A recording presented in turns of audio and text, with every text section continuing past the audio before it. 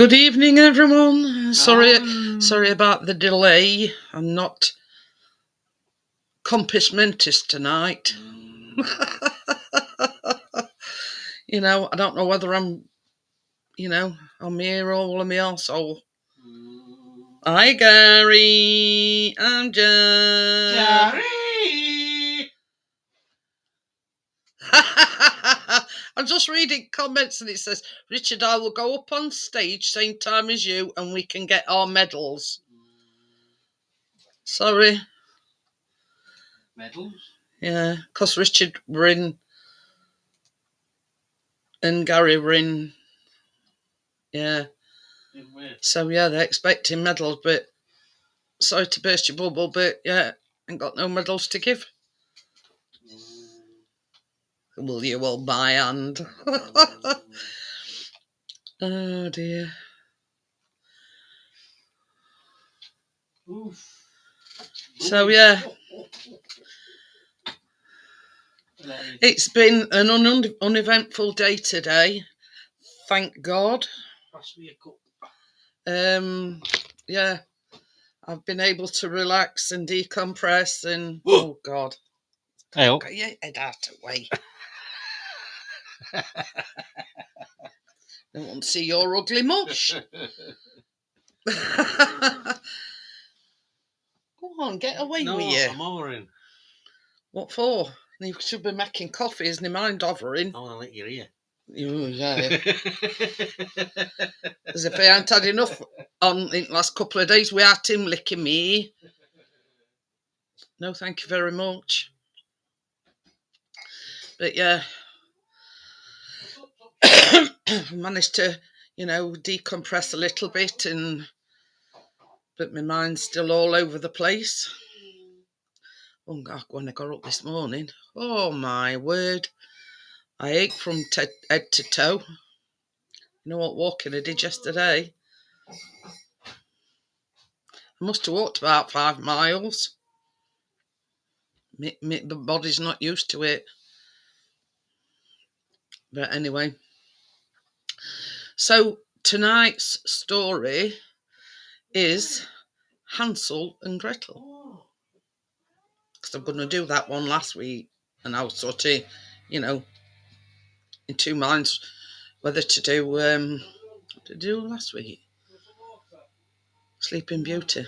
Yeah, I was sort of torn between them two last week. So I'm waiting for Manolo to come in because the package has finally landed. Oh God. I can see you on camera and everywhere you go, he goes. I know. Yeah, come on. Drink. So yeah. What arsenic in it? So yeah, he took us in that kind of mood that he's following him everywhere. And obviously because of the rain. Oh, and that's the thing as well. Callum has got his wee working. Well, he's set up. Oh, you sleepy, are you, Amjad? I know the feeling. He got that wee set up. It just needs, he's got to buy a controller for it now. So I says to him, it's not worth buying a controller until you know if it works. And it does. And it does. So you're interloping again. I'm just resting my arm on there. Yeah.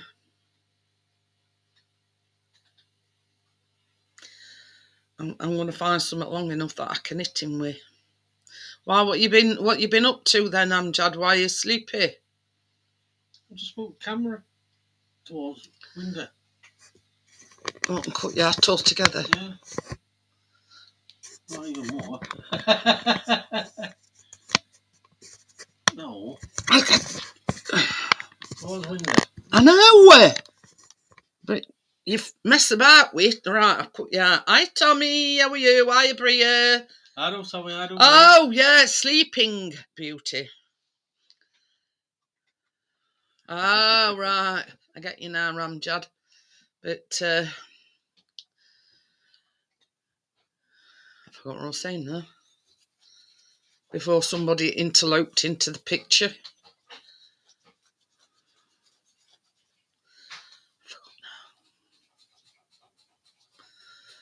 But yeah, my knees is killing me today. I think I overdid it on the walking yesterday. I'd love to know how far I walked. You know what I mean? And we ain't got one of these smartwatch things. Well, Chris has, but he don't hardly ever use it. You know, how far we walked up and hill, down dale. You know what I mean? Well, you know what hospitals is like. So, and Amjad, Chris has got the printer working on his laptop, but we're going to sit down tomorrow and he's going to take me through step by step exactly what he did and how to get it, you know. I'll do what I did on mine. Yeah, but your laptop is a lot older than mine. So if it works on yours... It definitely work on yours. So the bloody printer I've been able to get on. Oh dear. What? Gary says, Richard's flight is delayed. He had to stop off at St John's, Canada, after his jumbo engine started to freeze upon his way over Kitchener, so he had to perform an emergency landing. It'll be a long shot. That's the problem, Amjad. A lot of other people are looking for the Christmas temporary jobs, and get one as a Father Christmas, Amjad. You only have to work one day a year. One day a year. That'd suit you down to the ground, wouldn't it? It would. But yeah, he's got it working on his. But it's only with wire. No, but not by Wi-Fi. It's only with wire. Yeah, with lead. Yeah. You mean USB connection? That's what I keep telling him. That Tommy, it's just keep grinding and eventually something will turn up. So yeah, so he's going to run through with me because I'd gone for a nap this afternoon. Darwin International Airlines. So I'd gone for a nap, and when I come down, yeah, he'd got it sorted. Hiya, Badger. Well, I don't do the bedtime stories till about 11:15 our time, Badger. So it's a while yet. But so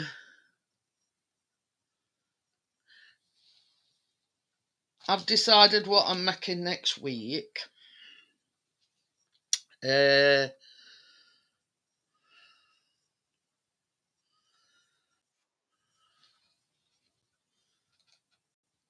Thought you says his flight had been delayed. Hello, how are we doing? All right. It says your engine were froze. So, how are we doing, Bria? How are we doing, Badger? That's one of them. Christmas sprinkle cookies. Hello, I'm John, my favourite YouTube nephew. How are we doing? How's it going, Gary? And just had a shower, that's why I look like flipping like somebody's thrown right beaner in my face. In murder. Every time I have a shower, it's boom. You could do it actually, Richard, getting some like barrier cream. Do it so much. Every time I have a shower, it's flipping bright red, and then it takes ages for it to calm down. Ain't that loading up? Hello, Badger, how are we doing? That one don't seem to be loading. Oh, I've been gifted a membership for Ali Max. You've been given a what? Gifted a membership. Oh, it's come up now, look. And they others, gingerbread cupcakes. Hello, Tommy. So there you go. Takes me a bit to suss out this backward chat. Guess what arrived today? Postal order. So there you go. It arrived eventually. So, how's your day been then, Richard? Been quiet really. I've been at home biggest part of it because I went to gym just after dinner and then I had to come back and wait for my delivery woman, you see. That's why I didn't go out. Because you said she didn't reply to your messages. Yeah, she replied this morning, she did, saying I'll be around about 5ish, and she weren't that far out. She were about nearer 6 o'clock, but never on time. But near enough. When you've got something in the middle of the day and then that, it just buggered the day up. Yeah, that's it. I don't go anywhere. You know, when you've got gym and then, you know, you've got to wait for your lady coming with your meals, then it's same as you say, it sort of buggers your day up, doesn't it? Yeah, big time. Will you be back with a vengeance tomorrow? Oh, God will I. Oh, God. All for you, that 11k is going tomorrow, that's for sure. I only need 90. Just to back of a snail? Oh, just to touch it to back of a snail? What we on about now? I need to get 90 subs tomorrow. I should waltz that easy. Is that all you need for 11k? Well, at 90, yeah. Ooh. I need to get 90 tomorrow. Well, every day this week so far, I've got nearly 200 a day, so 90 shouldn't be a problem. I'm gonna say you'll what's it that no problems. But now I know it looks a lot, but I'm done with that now. Fucking hell. Oh, it's here. But you've got to bear in mind that this is on the HP printer and it ain't quite fathom out how to do double-sided printing. So it's 3 pages and a little bit on last page, look. So yeah. Oh, hellfire. Friggin' Nora. Looks a lot, that, doesn't it? Yeah, but that is on the HP printer. Now, he's figured out how to use it, but it's via the USB. Just call me Gladys. Yes, Gladys. Yes, Gladys, I think he means. I think he missed his head off. So we're sort of getting there, but we've used off at Rainforest in getting there, if you know what I mean. Yeah. Yeah. A lot of paper. But Chris says, I knew I'd crack it sooner or later. He's just got to run me through it tomorrow so I can print it on mine. It's got a what? Say that again. It's just, I am Manilow. Hello, Manilow. You know I how to do it. Smile without you.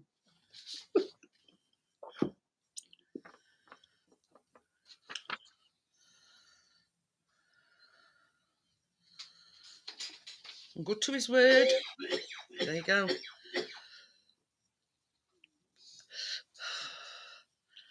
Wait for the Christmas special on Christmas Day, the next draw. So yes, it has arrived. I might just up the prize money seeing as it's Christmas Day. And it even wrote us a little note on a betting slip.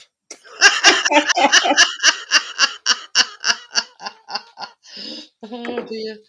And just to show everybody, it was, yeah, it's got to be signed for. So yeah, there you go.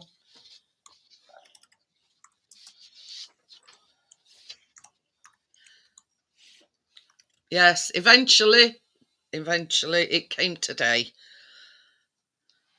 I'm not embarrassing by reading out what he put on the little betting slip. I would. Go on then, I'll embarrass him. To Jeanette and family, hope this note finds you well. Sorry about the betting slip letter. Have a great Christmas. All the best. Your number one fan, Manolo. It wants 20 quid again, it us. And he says Happy Christmas and New Year. There you go. Cheers, Barry. Same as Chris has just said, Manolo, I bet any money you're in betting shop when you know. I did. I've just read it aloud. But anyway, thank you very much, Manolo. I do appreciate it.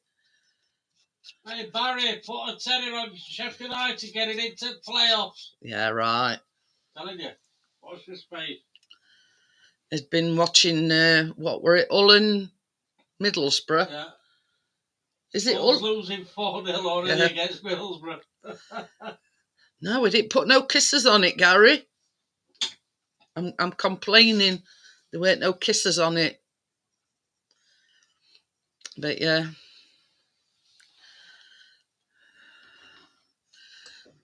And she settled on a perch. Yeah. We all know that, Gary. You're not telling us out new there. Yeah, number one fan. Richard's got his number one fan, and yeah, Manilo's mine.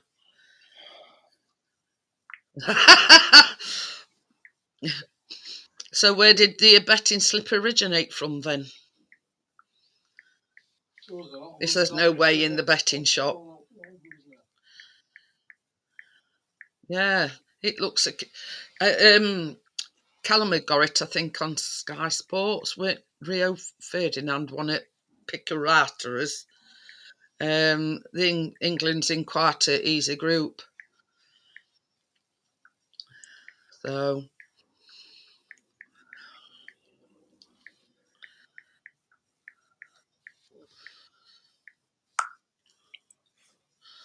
but yeah. Oh God, my knees this morning, Richard. Oh my God. you ain't got that kind of money, Manolo, I tell you. Yeah. The price for being in a box. As I say, he can't afford me. £10 billion and it's still not enough. But yeah. He says, name your price to bake topless. And I went, you ain't got that kind of money. Bobby, you can send me a penny and I'll do it. I'll be topless. I don't think he wants to see you topless. I'll show him my third nipple. Try me, yeah. Try me. Yeah. No, I mean, if you got that kind of money, Manolo, you wouldn't be working. But, yes. You know, this is the thing. You can't put a good price on, you know, perfection. But anyway, on to the next. Richard knows what I'm like, and you would not have that kind of money.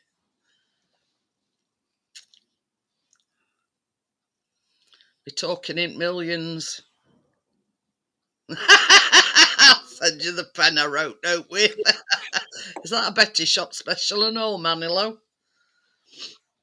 Oh dear.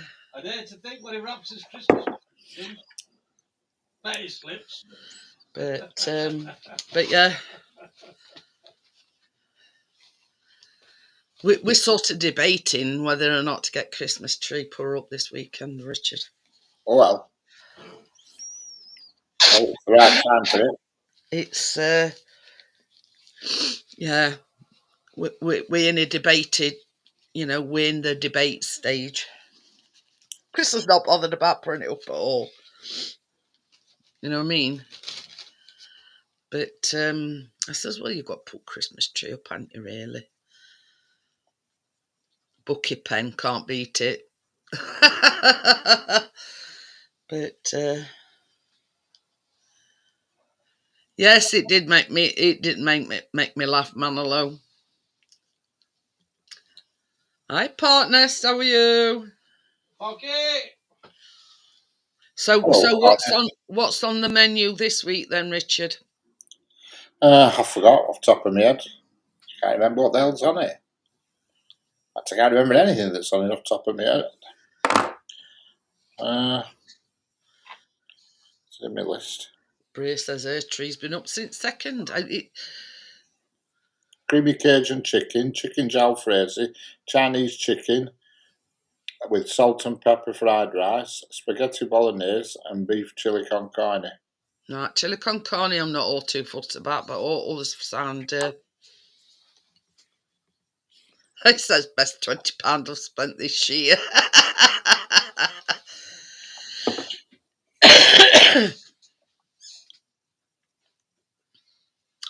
Trust you, partners. Debate is what you put on the hook when you want to catch the fish. I know what you mean, Gary.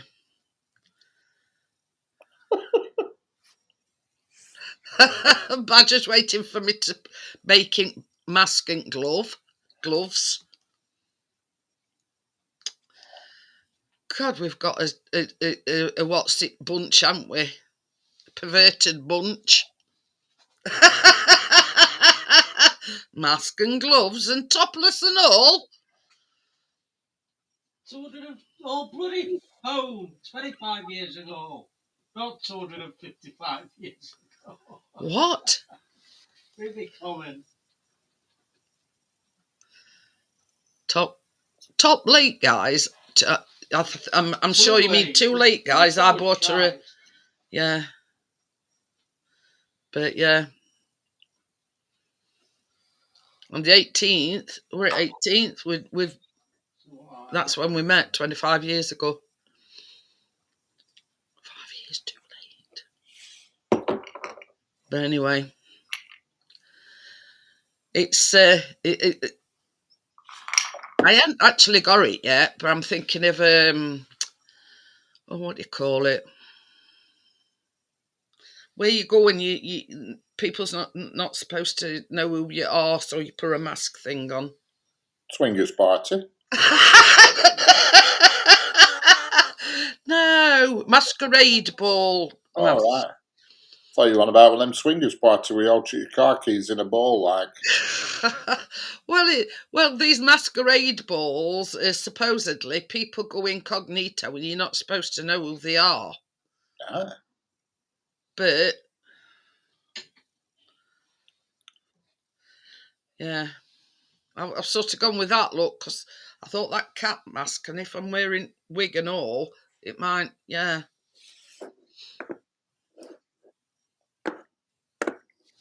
So there you go. It was a good night last night, Richard. I had a laugh. Were you on long after I'd gone? No, I don't know who were on panel when you left. I can't remember who were on. Kath, yeah, no, Kath went about 2 minutes after you. She were on phone, and she just waved because she were on phone and she couldn't speak. She went off, and then I were on for about another 10 minutes afterwards talking crap. Hi, Crypto. Pampas grass, that's it. Hello, Crypto, how are we doing? Isn't it Richard Pampas grass? That's the one, yeah. There's none round here. Yeah, that's the code sign, is that? If they've got that in garden, they're up for a bit of the old swap shop.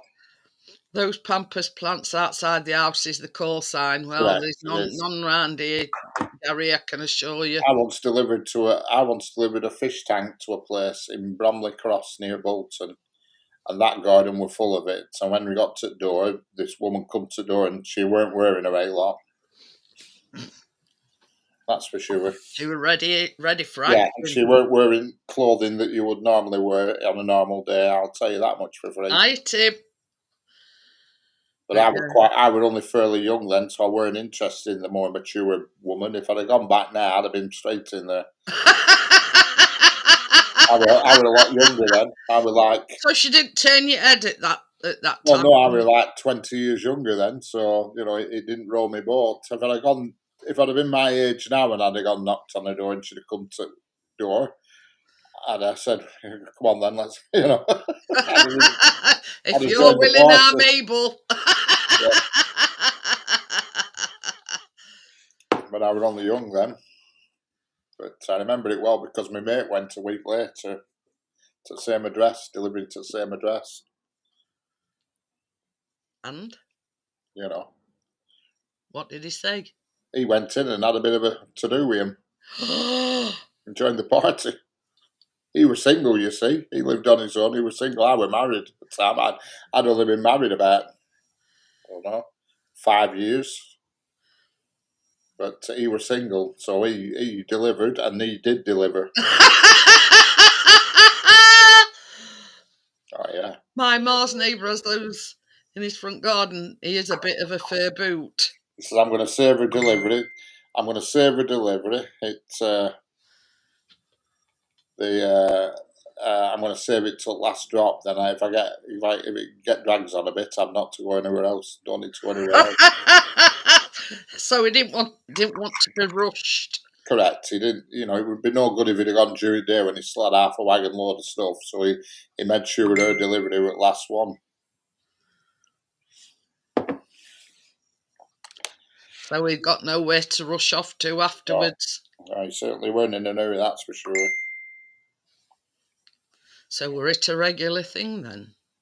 This guy. Well, it what? Was it? I think the address was well known. Let's put it that way. So we weren't the first. Oh God, no, probably not. No. I think she had swingers parties. I think. This is what I'm saying. You never know what goes off in your neighbourhood, do you? Do you, shite? No, there's a lot of it goes off. I'll tell you. And it's them that's sort of quiet and non-assuming that. Correct. The ones that look all prim and proper, and they get in the house, and that's it. Sussies are on, and they're anybody's. Sussies. But yeah. I'll send you some text message.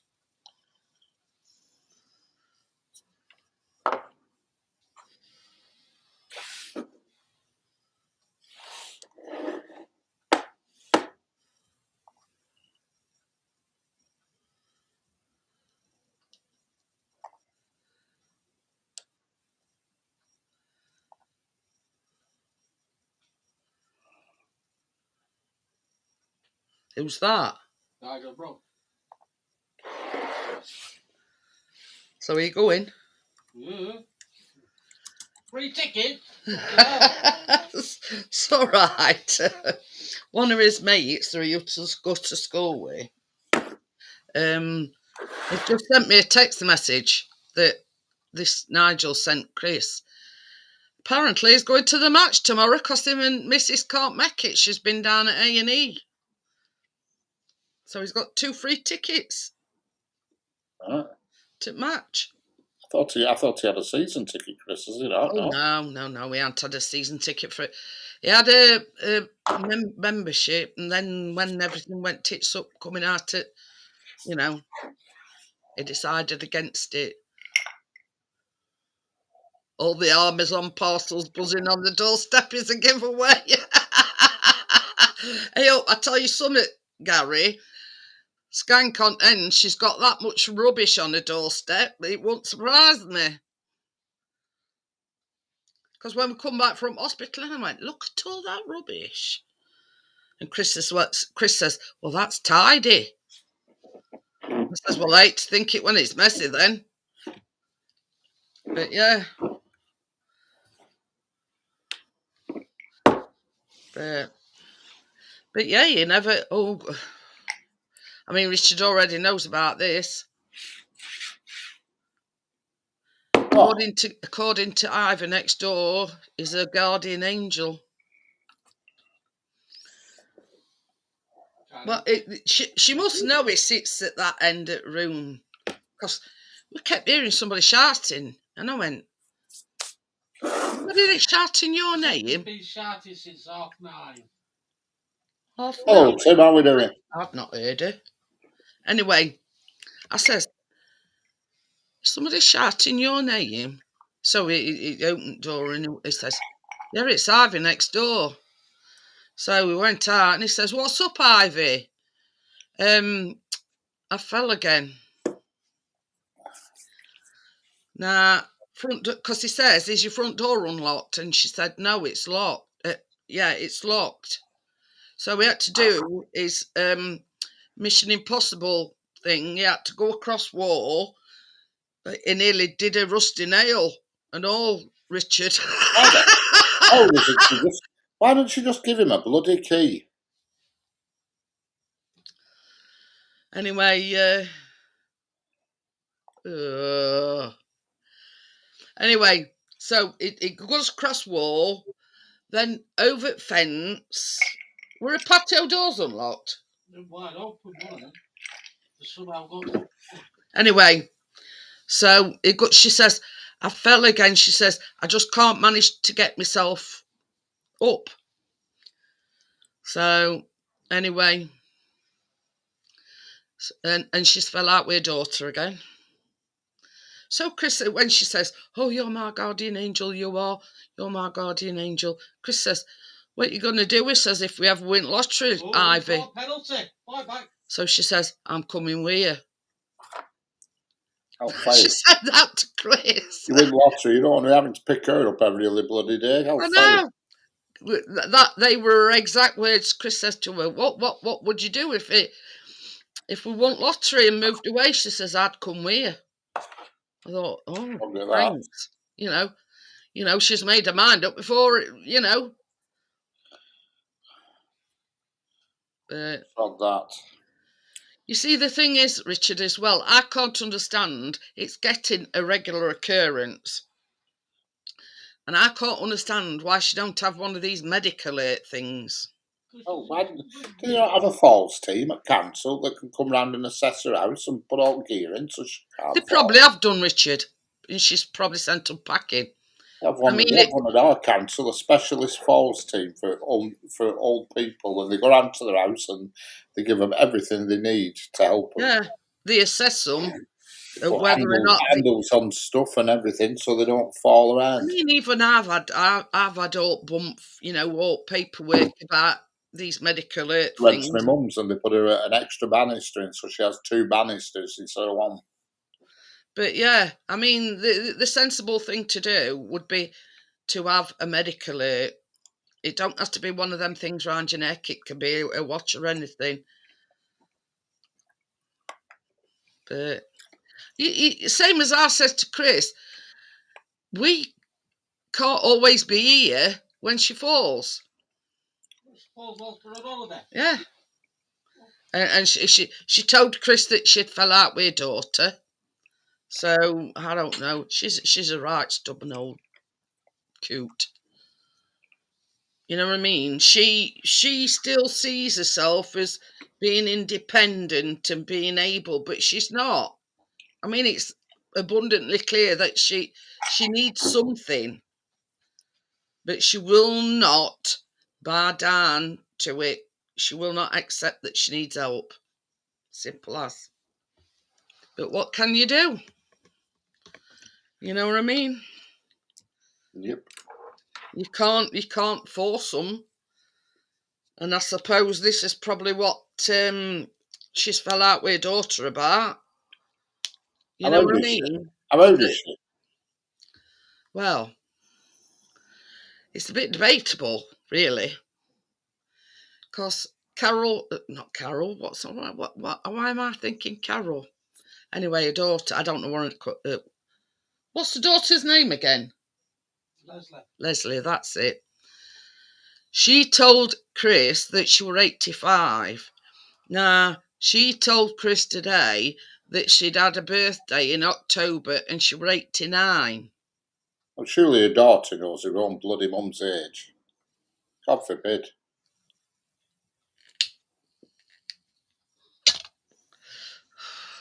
But I think the only reason why Chris could get in, I think she'd crawled to the patio doors and unlocked the patio doors, but she couldn't get up.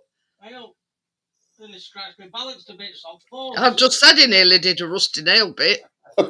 Actually, I need a medical hurt just for pub crawls. Yeah, I've had a few incidents like that. I'm sure I could do with a button to press. Chris says I nearly I nearly ended up back at A&E. Trying to, get out, navigate the fence. But she's got on a front door, this is the thing, she's got one of them like key safe things. Now, from what we can gather, she's binned the carers off. So, but it's still on door. And same as I said to Chris, even if she don't want us to have a key, she could put a key in that key safe, just, for these occasions. Bloody stupid, if you ask me. But yeah, I don't begrudge her, and Chris don't mind it, but there's going to be times when we not here. Yeah, it were. I'd have sued her if it were. Bria says nearly a J last rock. Yeah, it were. They nearly had to pick splinters out of them.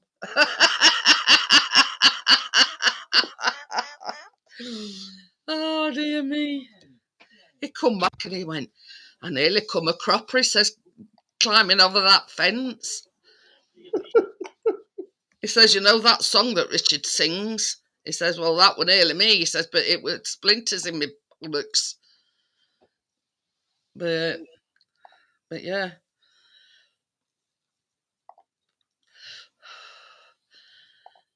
It's sort of. I mean, I don't like to talk ill of her, but she's getting too reliant on us going round and helping her, and we can't be there 24/7. Yeah, I bet you've got key to Richard's heart, Gary. He says, I got the key, I got the secret, yeah.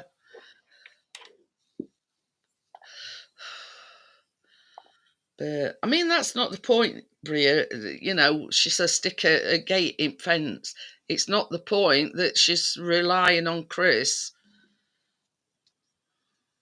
You know what I mean? To keep going. Well, she told him she'd been there since 9:30 this morning. No way.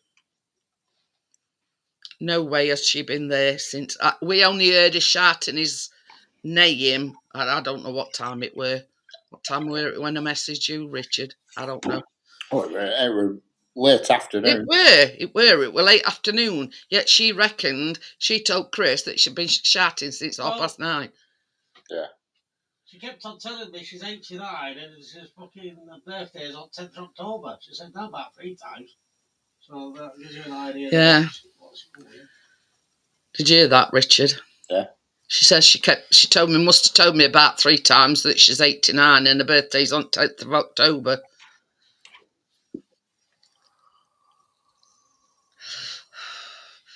I mean, by no means Chris don't mind. I mean, when somebody's in trouble, he'll help anybody. But the fact is that she's getting too reliant on us going and helping her, and she's like falling out with her daughter Leslie. I mean, that's no to fresh because she's always falling out with her. But you see, Leslie only wants the best for a mum. But she's falling out with her because I don't know. But apparently she'll have nurses in the morning. She has nurse come in the morning. Oh, right. No carers. Oh, she only has carers come in the morning. Yeah. So there is still a key in that key thing then. Oh, yeah. We see Chris has got the code to that key safe, but he's just told me that she has a carer come in the morning. No, it don't sound, like a memories. You know what I mean? But you know how stubborn they can be. And, I mean, it's like Richard's mum, she lives on her own, but she sounds a lot more physically able than what Ivy is next door, because she broke that, was it femur, the top of her leg, and she's never been right since. But, I mean, I messaged Richard and I says, hey, up, I says, he's been gone a long while. I says, I hope they're not getting jiggy with it. I did. She can't stand up, let alone get her legs up in air. I'll tell you exactly what I sent Richard. Then she says, make me a cup of tea, so I put kettle on for her. Then she says, make me some milk. Then she says she wants a cup of tea. So what do you want, a cup of tea or milk? She went, milk. Right, I'll do it in milk. I put, it has been a while. Hope she isn't getting jiggy with him. But yeah. And then to add insult to injury, Richard sent rain over here. Well, I'd have 2 sugar mummies on go. Just make sure she puts you in a will. Probably what a mum fell out. Probably what a daughter fell over about because she's put me in a will. Yeah, and Hello, bastards. I love looking at strange and wonderful things. this is what Tim sent me. Here, mild, moderate, or mild, hot, or shito. But yeah. But this is the thing as well, Bria. If she's in danger, social services can force her to have whatever it is to keep herself safe. So I don't know. Hi, Stuart. How are you? Hello, Stuart. How are we doing? I've got the perfect lady for you, Stuart. She lives next door, but she's 89. Sure, we don't mind. But I just read that thing out when I says it's been gone a while. I says I hope she ain't getting jiggy with it. But I don't know. I mean, this is the thing. I mean, sooner or later, all on us is going to be in that boat, if you know what I mean. And I ain't even read it yet, Manolo. I don't read it till about 11:15, and it's Ansel and Gretel. I don't know. Even if they come out and assess her, I mean, she's still got to agree to whatever they say, she needs to do. But I don't know. Social services couldn't find a monk in a monastery. Yeah. What we're saying, Stuart, is Ivor next door fell again. And Chris had to do his Mission Impossible. He had to go along wall, jump over the fence, go through patio doors, and she'd fell. Now, on back Chris, he had to do his, and he nearly had a J-Last Rock moment because he nearly got, nearly had to go down to A&E again, but with splinters in his nose. Right? I've got a DVT unit again, or whatever it was called, and get her to scan DVT, yeah. I don't think you need a DVT scan just to find some splinters in your nuts. But yeah, see, it's going a regular thing, Stuart. She's falling. I'd say weekly. Last time it were a nurse that come, and she had to do the same. She had to, come in. Can I just go over your fence and whatever? And Ivy's fell, Well, she was shouting Chris, but she reckoned she'd been shouting him since 9:30, and I says, no, there's no way. It were mid-afternoon. And I kept saying, I'm sure I can hear somebody shouting your name.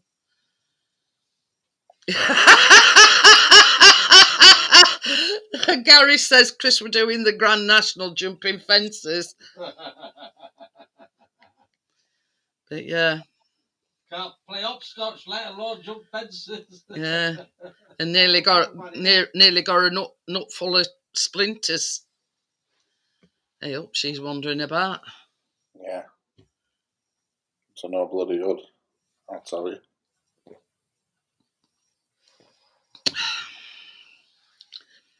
But according to her as well, Stuart, she's fell out with her daughter and all. Yeah. Again. But you see,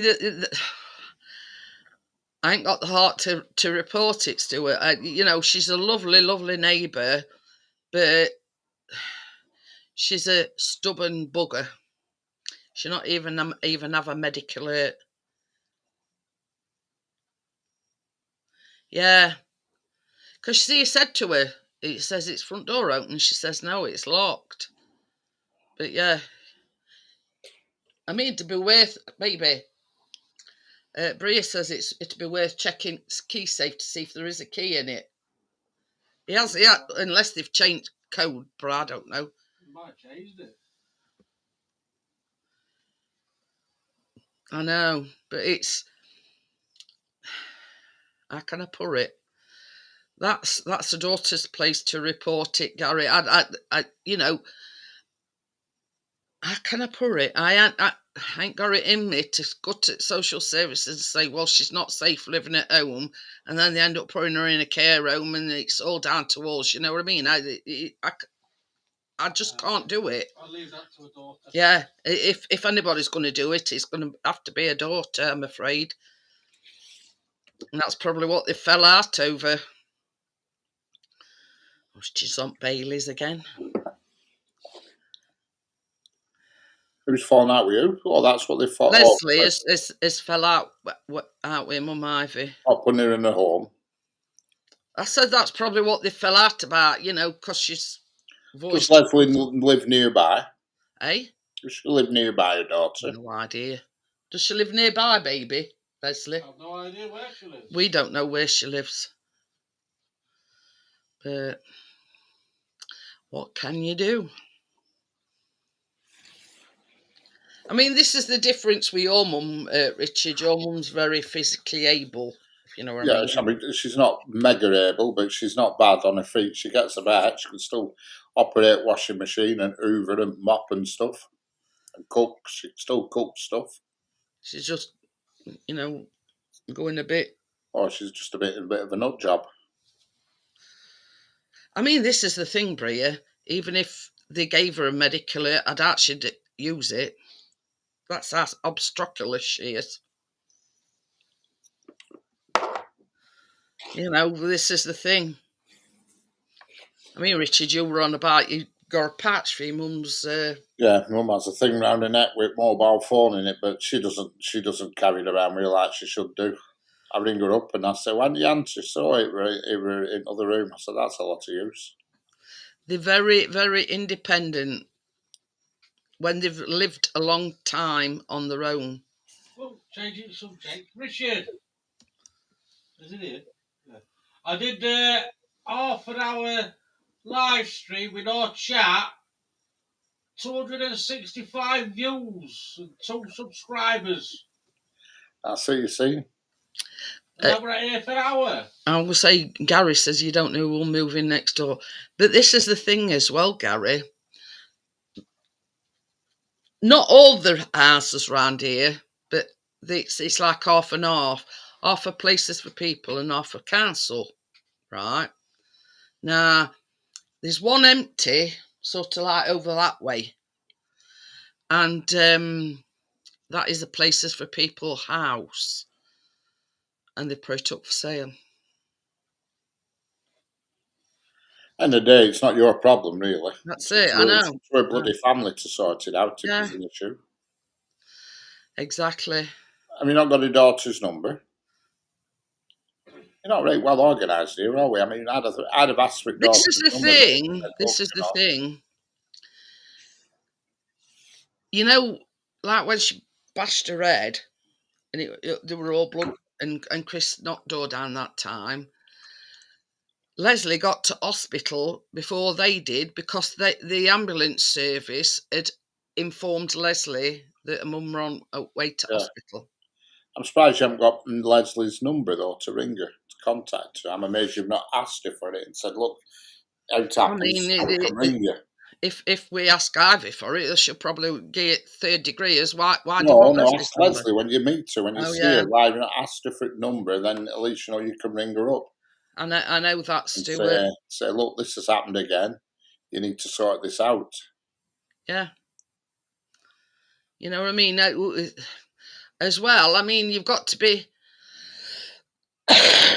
you've got to be cruel to be kind, and all Chris needs to say to Leslie is, well, look, it's not the first time I've had to go and rescue her. Say, Bobby,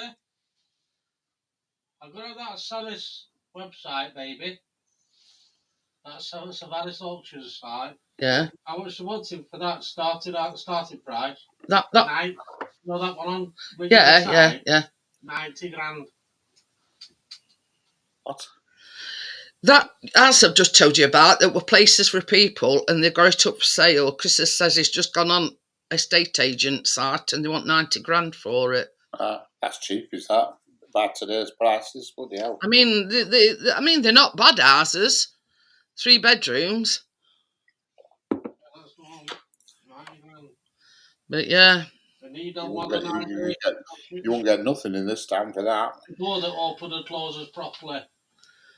But Chris says it makes you wonder if something's going off. He says every property that becomes vacant, they're selling them off. Well, they're probably just trying to get shut of them, you know what I mean? Get rid of the hassle, you know what I mean? But the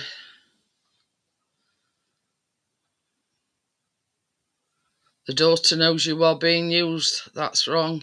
Yeah, I'd just get a number, my daughter's number, and say, look, come and sort this out now. Yeah. Bugger if I'm clambering over walls. Well, I wouldn't. Nearly injuring himself in process. At least get it so we can get in through the normal door without having to climb over walls. Yeah. Bugger that. Did you hear that, baby? Richard says you ought to have a word with Leslie. Get a mobile number. Phone number and you want, Just get a mobile number. So, look, your mum's fallen again. Get your ass over here now. Comes every Wednesday, so I catch her when she comes. Yeah. He says she comes every Wednesday. I mean, once a week, though, to visit your mum. Like Nessie's doing more quotes. The problem with socialists is that they always run out to other people's money. Margaret Thatcher, yeah. But What a woman, Margaret Thatcher. The same as I said to Chris, though. He's got bigger problems with me, if you know what I mean. He's my full-time carer. So, not only is he having to care for me, he's doing his care work next door and all. Yeah.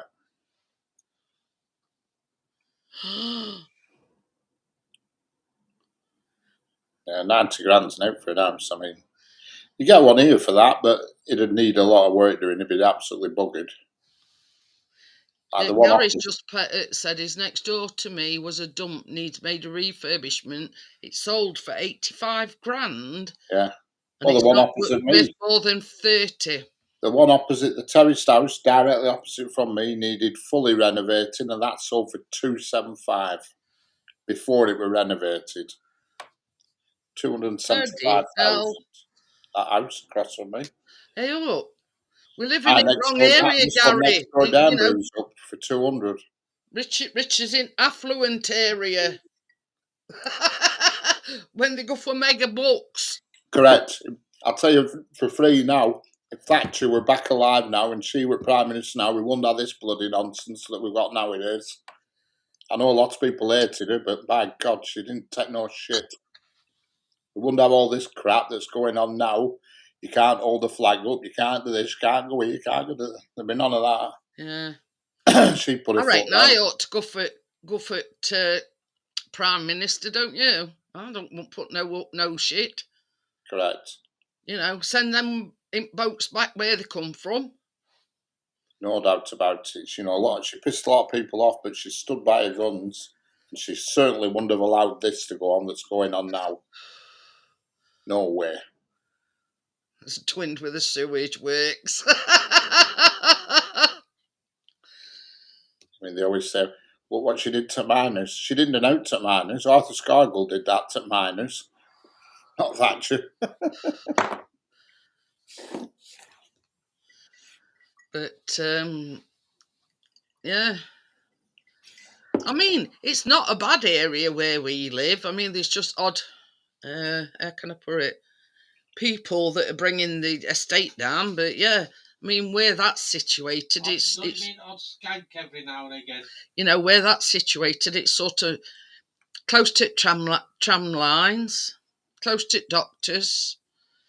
You know what I mean? Excellent for the city centre.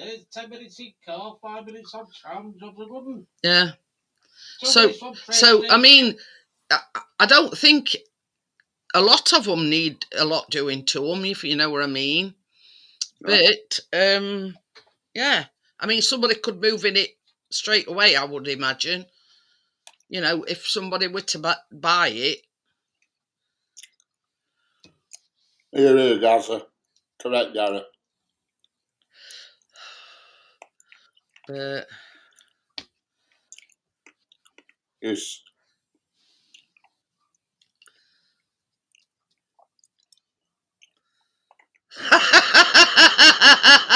all he was in it for the money, that guy. In it for the money. You see what Partners put? Arthur Scargill was about to have a circumcision. But yeah. I mean, that's the yeah, she did. Well, she did personally, but she brought in privatisation. That's the world we live in, and it's interest rates and everything, and that's why properties is sky high nowadays. You only need to look through history. It's as simple as that. You vote Labour, it doesn't work. They've never been able to sort things out. They never will. Look through history. History tells you the tale. You know what I mean? It's as simple as that. Look at all prime ministers. Tory, Labour. Tory, Labour. Tory. You know what I mean? Speaks for itself. Can't alter it. You know what I mean? Labour want poor people to be poor and rich people to be rich. And it's also a crime to have money. If you Labour think it's a crime for those to have money, they're frowned upon. Well, it's all right for them, they're rich. But if they've earned it, why can't they have money? You know what I mean? It's slagging Elon Musk off. He's made his money. He made it. He didn't get it given to him. You know what I mean? When you've got these well, they crime to have money nowadays. What I call privileged kids that think, oh yeah, my daddy's rich. Yeah, but put yourself in their position. If you were a multi-billionaire, you look after your kids. Yeah, well, I know that. That's the way it works. But a lot of them,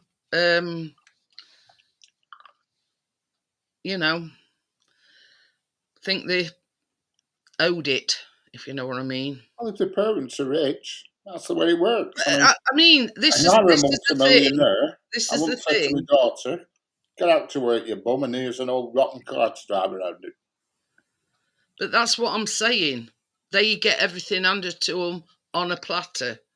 But in our day, Richard, if you wanted to earn money, you went out to work for it. Unless your parents were multimillionaires and you didn't. It's never always been the same.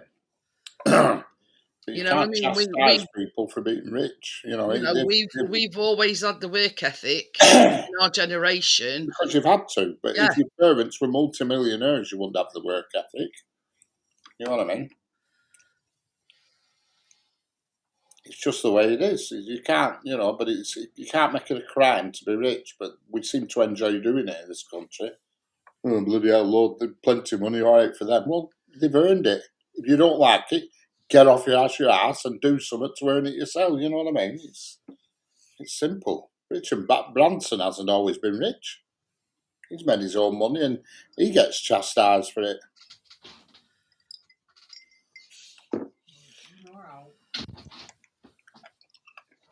But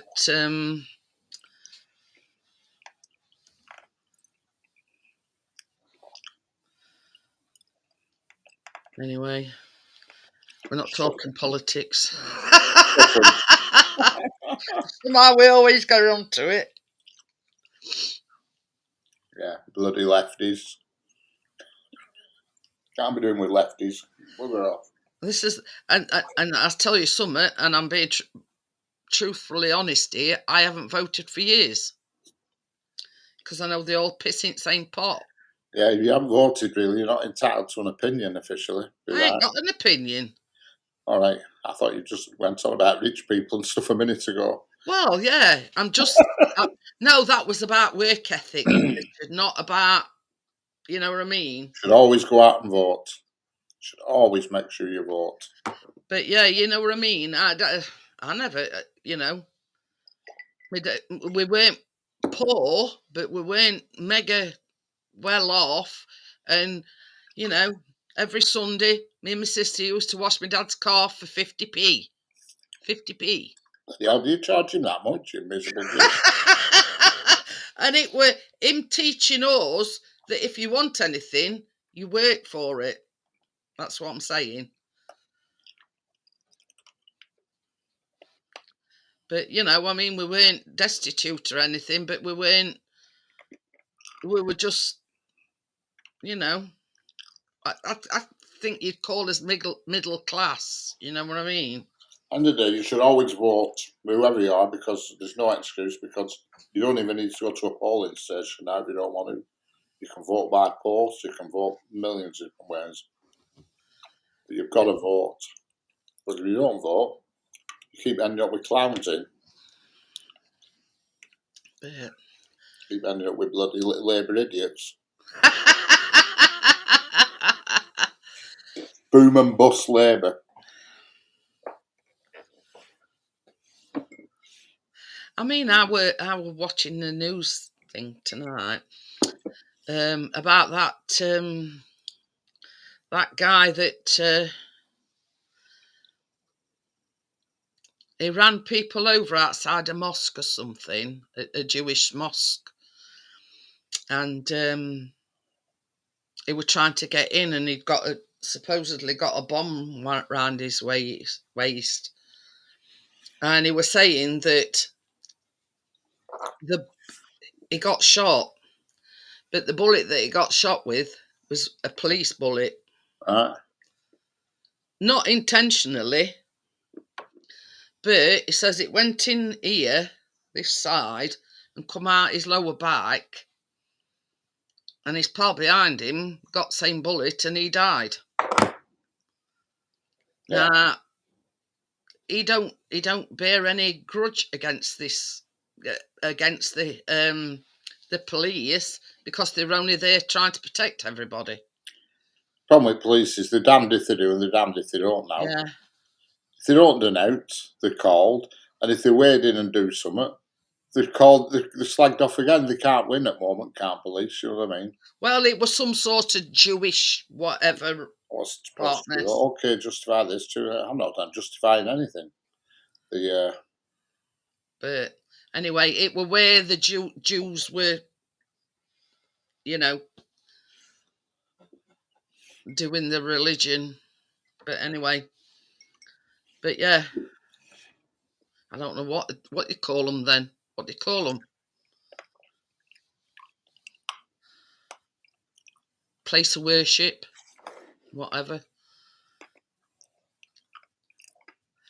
So, but yeah, and he says he suffers from survivor guilt, which you can understand, because the bullet that went through him killed his mate that were behind him. And he were lucky to be alive, and it sort of entered one side, come out at the bottom of his back, and straight into his mate.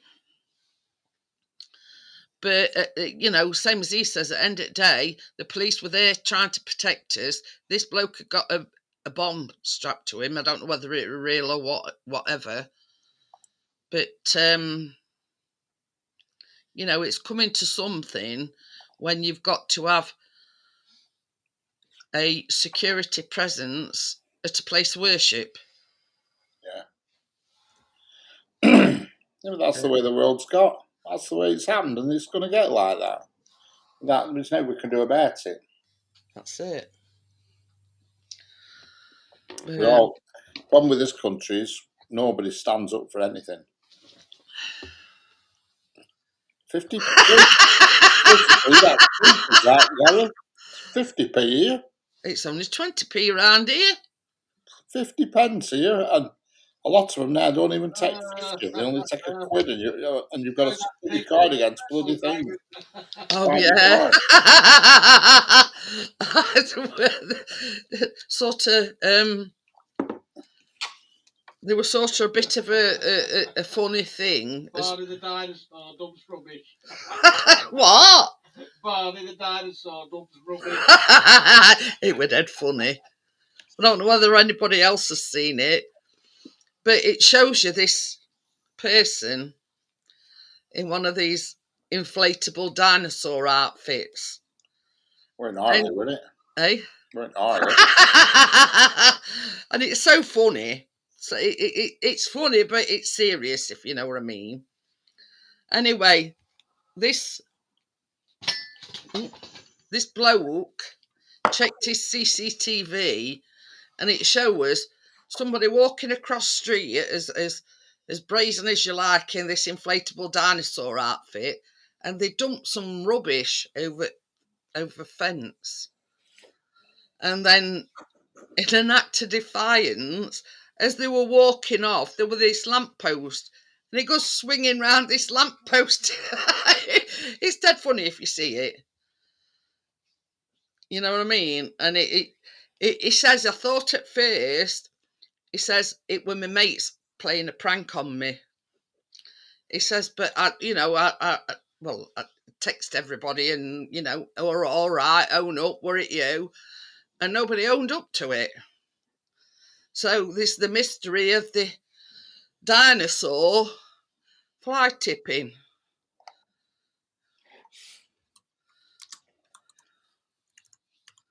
Oh, Tommy's been chippy. We send it me, baby. We send it me. But yeah, it's so funny. And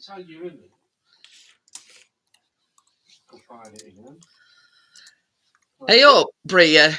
Chris and Callum both did that water sorbing, and I were outside at pool when they were doing it, and I could not stop laughing. It's on both, on Chris's channel, I think, and on Callum's. So funny. That nearly won 250 quid. What do you mean it nearly won 250 quid? That was ITV fella saying if he gets selected. Oh, right. I bet. I've said to you. So I'll just put me some cream on my hands. Can I say it? Oh, yeah. Oh, maybe I have to save it. Hello, Tommy, how are we doing? Tommy! He even looks right and left as he's crossing road. Quick look over the fence.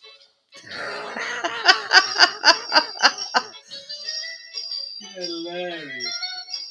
What's this next bit? That's you demonetised. Want to coffee, Bobby? All right. Bobby. You want a coffee? Are you all right? No, I'm all right. Oh, I can't walk now. I'm supposed to go to that tomorrow. But yeah, I thought it was hilarious. You see, and the fact that they targeted his garden or whatever to just chuck rubbish over, that's what made him think that it was a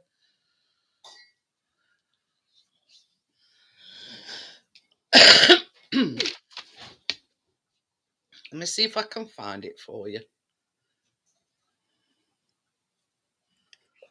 But yeah, if you ever get a chance to do it, I suggest you go and do it because it's ever so funny.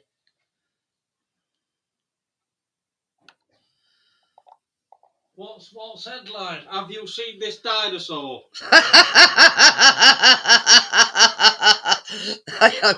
Have you seen this dinosaur?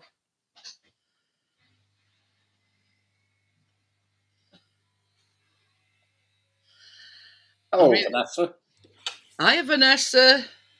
Got to be going back like at least, I don't know, about 8 years or more.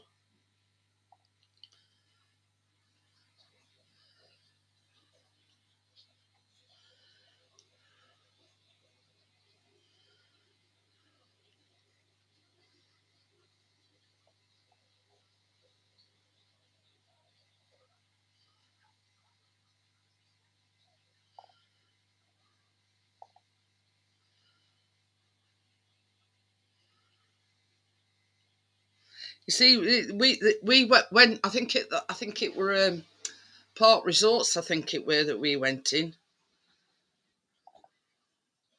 And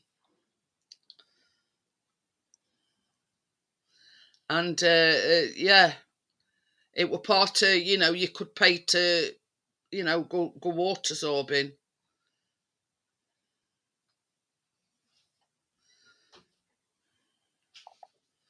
Baby, will you find me that water sorbing video of yours and send it me? But yeah, that was best part of holiday because rest on it was shit. And for price we paid, and can you remember me telling you about going in chalet and it stunk of cat piss? And that were the same place. But that were down south and all. Where was that? What? When you did that Port Resorts? Bideford. Bideford Bay. Not a good thing about that place, but Yeah. It Bideford Bay, and that were down south. Bobby, I'm going to put the heating on a bit. I'm going to... But yeah, same as Chris says, that what best part of holiday. Yeah, best not to break any more bones, Vanessa.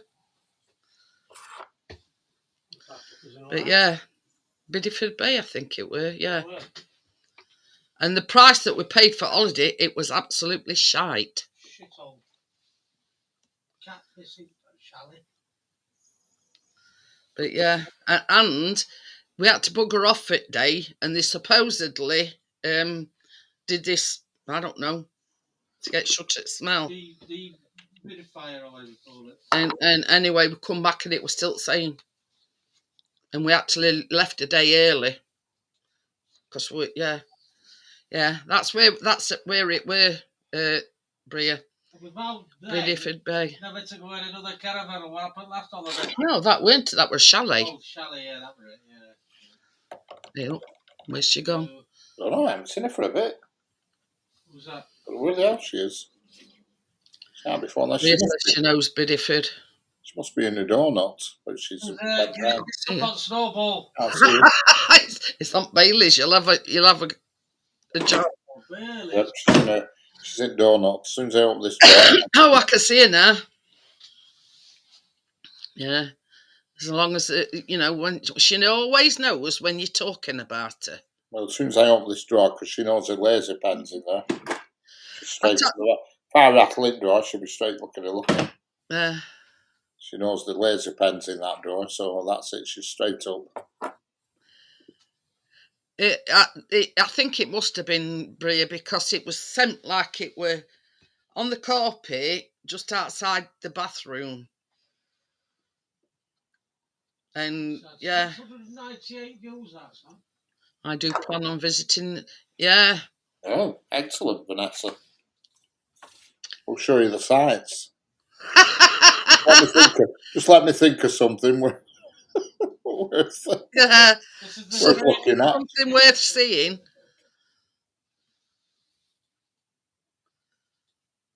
But Send it to Baba. Well, we're on the last faggot there. Must be something worth looking at.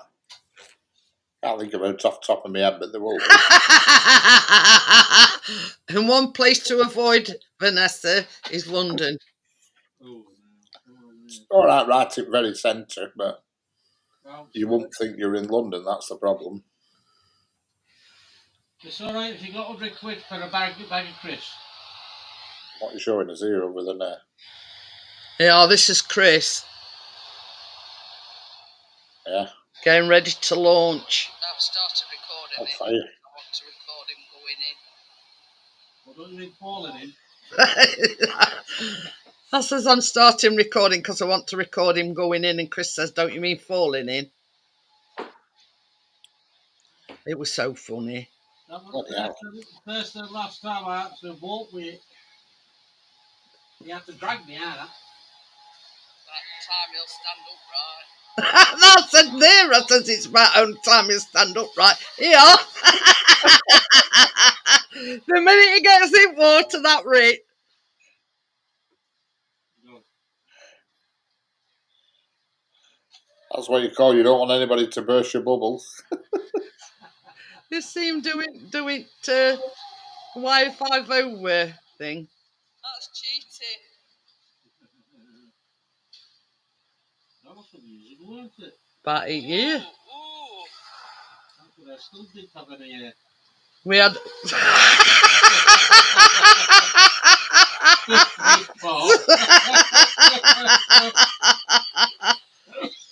Oh dear. I don't think he ever made it back to his feet.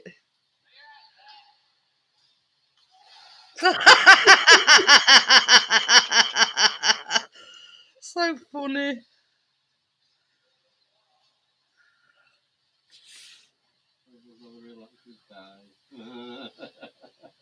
That's how to do it slowly, Callum.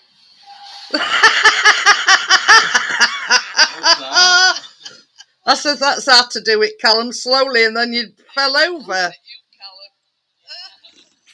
You, Callum.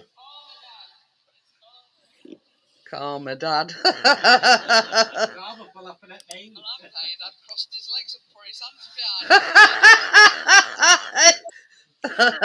him.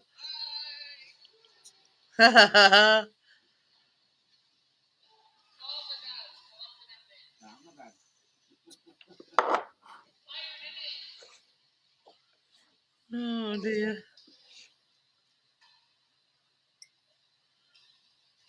I was gonna say, I don't think he ever got to his feet. I didn't.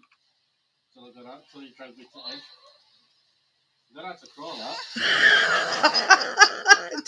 Trying to get his son upright.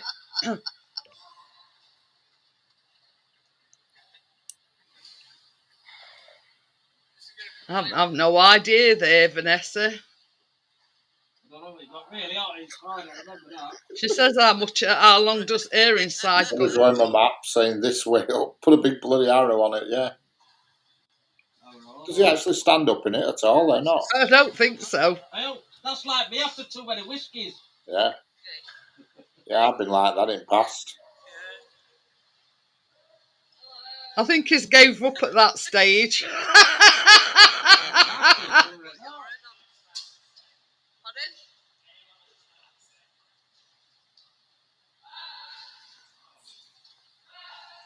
Callum, don't distract him.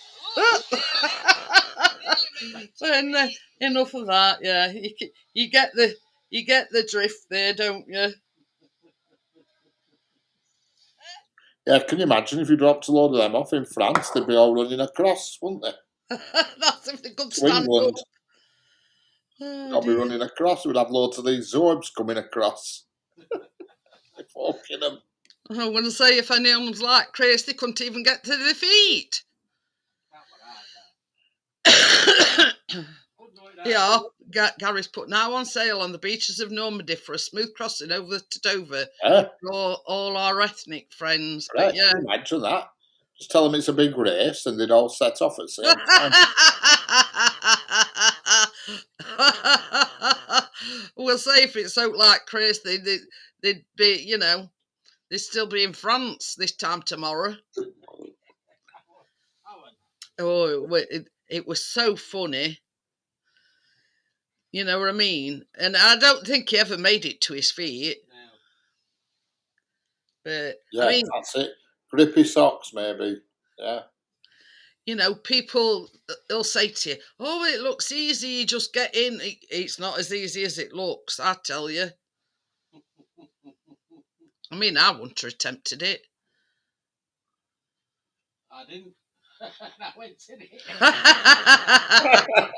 The Darwin Volunteer Offensive Force have been sent to France to practice telling people to F off. Yeah. What did Gary call us? Southern Art, I forgot what it were, the Darwin Summit. I can't remember what Gary called it. Just blow some zorbs up and stick them in a zorb. That's it. I'd stand here on my patio and say, right, come on, march, get down there. Sort them out. And if they do manage to get halfway across the channel, I mean, bloody air out at Zorb will run out. Yeah. Well, it must do, mustn't it? You couldn't spend too long in there because No. the air would be unfit for breathing. But you see, that's why as well, that guy stood in background were a lifeguard, so Yeah. he knows how long to allow you in there for. Yeah. It may become a permanent assignment, yeah. Absorb crossings. Yeah. I don't think you're allowed to wear socks or anything in it, Bria. You know, and they got the You certainly couldn't spend like an hour or two in there, that's for sure. Because the air would be all CO. What's it? What is it that we breathe out? Is it CO2 we breathe out? I forget. carbon dioxide. Carbon dioxide. Yeah. Yeah. Can you imagine it? Darwin reaction force. That's it. That's it. Can you imagine being in one of them and falling over and every 5 minutes you're farting? You gas yourself. Oh, God, yeah. Problem is, if I were in there farting, I think it'd lift up and take off. Can you imagine if you shit yourself in there, you'd literally be rolling in shit. Yeah, that's it. Imagine if you had trots and you got Yeah, it's just said, it says, can you imagine shitting yourself in one of them? It says you'd literally be rolling in shit. Correct. But, that would be a good idea, that. But yeah, that's one thing that they'd always wanted to do. And when we see this top thing, you know, things that, you know, that, what do you call them? Not adventures. Vanessa said no beans before admittance. Correct. What do you call it? Activities. Right. Yeah. To improve the atmosphere and the counteract the garlic smell, several bags of carmuck have been dropped over Paris.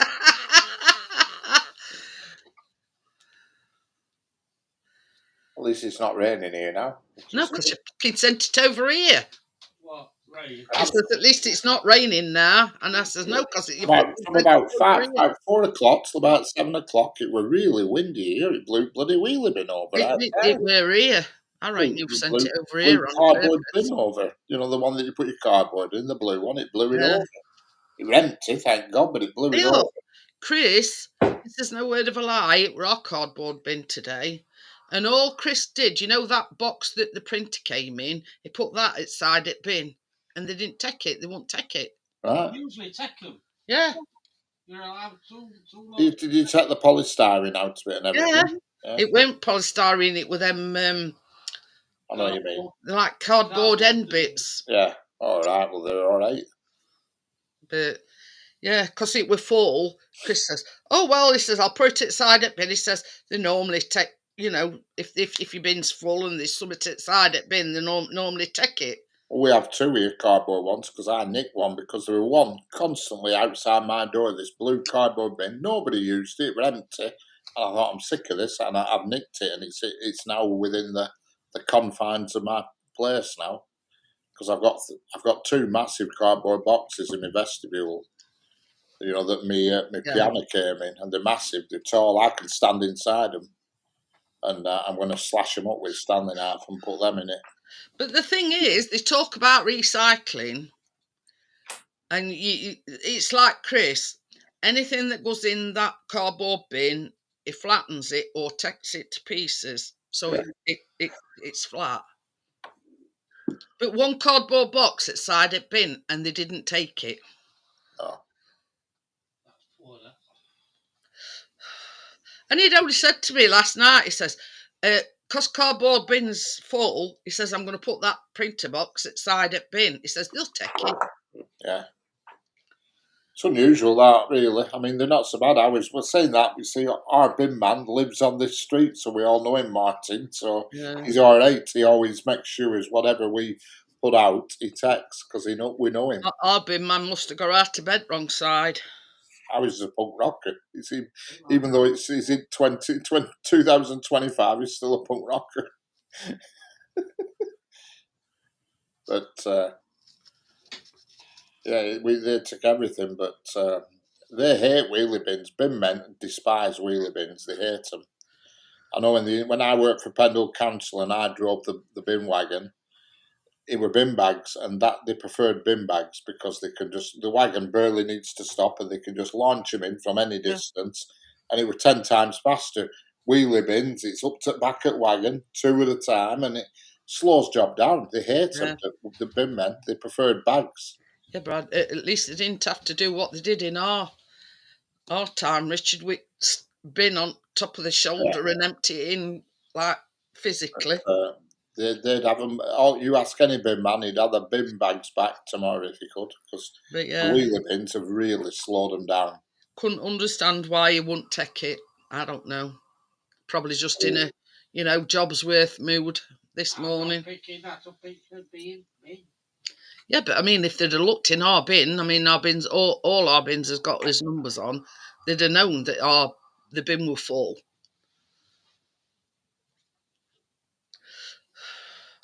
Yeah. What's up, has Tim been falling and broke something now?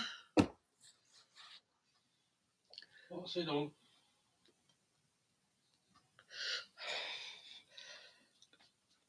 They on about Tim, because Anthony fell off his bike or something and broke his rib. And now they're on about, I don't know, keep me up to date, what's happened, I've missed it.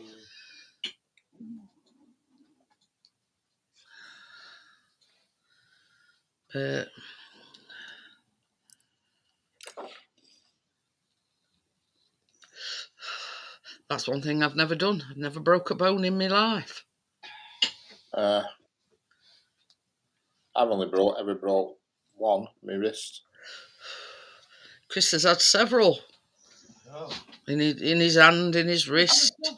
He's broke his big toe. Wrist, that's about it, my left wrist. And I don't think I broke anything else. I don't recall breaking anything else. Because I fell off a lot of motorbikes, but I never broke out.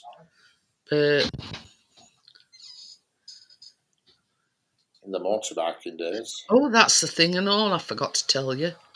When I went to doctor's other afternoon, there was this lady come in, of Asian descent, and she was in a dressing gown. Well. She got a big, thick, woolly hat on. She got a mask on, a great big, thick scarf. And I'm thinking, well, what's the point in big, thick scarf if you're coming out in your dressing gown? Oh, Tim has done the same. I'm on about that woman at doctor's. Yeah, no. But yeah. I've seen them all the time walking about in the jammies and the dressing gown. Oh, we had them here at Little Tesco in Blackburn, coming out with just the pyjamas on, going in shop. What the bloody hell's all that about? They can't even be asked to put some clothes on. That's the first thing I do in the morning. Get dressed. It's just pathetic. It does my head in. It does. But this is how society's become. You know what I mean? Can't be asked. Walking around, does my head in. Imagine going out in your pajamas and I've then got a pair of pajamas. I don't even sitting protect at them. home, lounging about in your If I pajamas had to in go bed. shopping what I wear in bed, I'd be flipping like I'd be like Little Britain going shop. I must remember, Richard, just in case of emergencies, I'll buy you a pair of pajamas. I don't want any pajamas. I've had them and I throw them. You must have been reasonably good pilot with it. Yeah, and back then, Tommy, it were harder because bin wagons were bigger back then. It weren't indoor one though. I weren't for it weren't for Blackburn Council. It were Pendle Council. It were Nelson, Colne, Barnoldswick, and all that area. It weren't round here. Colne's a nightmare because all back alleys are steep hills with cobbles. And nowadays they don't even go down back alleys now in wagons. And they're smaller now. They're bloody smaller wagons. And I used to drive down back alleys when I did it. Back alleys haven't changed size. I mean, you imagine bin lorry backing down this little cul-de-sac. Yeah. Oh, that's nothing. That'd be easy. That you'd be able to. Where you live, you'd be able to go down forwards and spin it round. I would imagine. Where cars are parked, but I had to go down back alleys because there were me and three other people on wagon, and one lad used to walk ahead, and he used to take bags out of people's backyards. We called we used to what they call rooting out. They called it, and he'd go in backyards and pull bags out. He'd go ahead. Well, you see, this round here, they have got like that go-ahead person, but he puts salt bins right to edge it. But there were no You know, wheelie bins, and they didn't want them. They said, "No way, we don't want wheelie bins."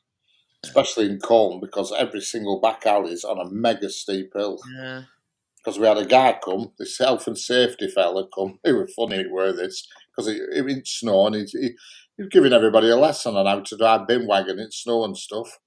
And on second day of the course, I weren't on it, but the first time I saw it, second day course, he tipped bin wagon on its side, and he was supposed to be teacher.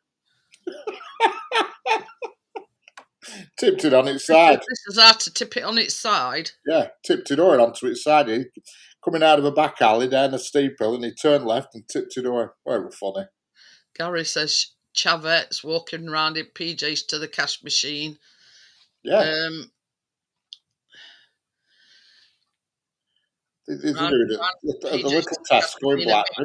They do it there. Allowance with fag hanging out the gob. You'd see women with pyjamas on, and blokes with just like a t-shirt on, a pair of like underkick sort of cycling shorts with these silly sliders on going shopping. I think, what planet are you on? This is how society's got. You know what I mean? I won't even dream. I mean, yeah, I've got some pajamas because I've been in hospital a few times, but and a dressing gown. But I won't even dream of going out in my pajamas. I don't mind going out to my mankini every now and then, but not too much. Right, on that note, I'm going to do the bedtime story now. Bit early, Jeanette. Is it a long one? Now, eh? Is it a long one? Quite a long one. Don't worry, I'm listening. I'm just going to the fridge. I can hear you. Should I wait till you come back, Richard? No, I can hear you. I can hear you all the way. Tommy says, how did they get wagon back up? I don't know. They must have lifted it with something. I weren't on that course that day. I was on the course the day before. Right. Are we comfortable, folks? Because it's quite a long one. Well, it looks a long one because it's, yeah. Ooh. Leg it. Near a great forest, there lived a poor woodcutter and his wife and his two children. The boy's name was Hansel and the girl's name was Gretel. It says Gretel here. Gretel. They had very little to bite or to sup, and once, when there was a great dearth in the land, what was that? The man could not even gain the daily bread. As he lay in bed one night thinking of this and turning and tossing, very well, he sighed heavily and said to his wife, What will be what will become of us? We cannot even feed our children. There is nothing left for ourselves. Yes, it is the Brothers Grimm version, Bria. I would tell you what, husband, answered the wife. We would take the children early in the morning into the forest where it is the thickest. We will make them a fire and we will give each of them a piece of bread. Then we will go to our work and leave them alone. They will never find the way home again and we shall be quit of them. No, wife, said the man, I cannot do that. I cannot find it in my heart to take my children into the forest and leave them there alone. The wild animals will soon come and devour them. Oh, you fool, said she, then we will all four starve. You had better get the coffins ready. And she left him no peace until he consented. But I really pity the poor children, said the man. The two children had not been able to sleep for hunger and had heard what their stepmother had said to their father. Gretel wept bitterly and said to Hansel, it's all over for us. Do be quiet, Gretel, said Hansel, and do not fret. I will manage something. Ooh.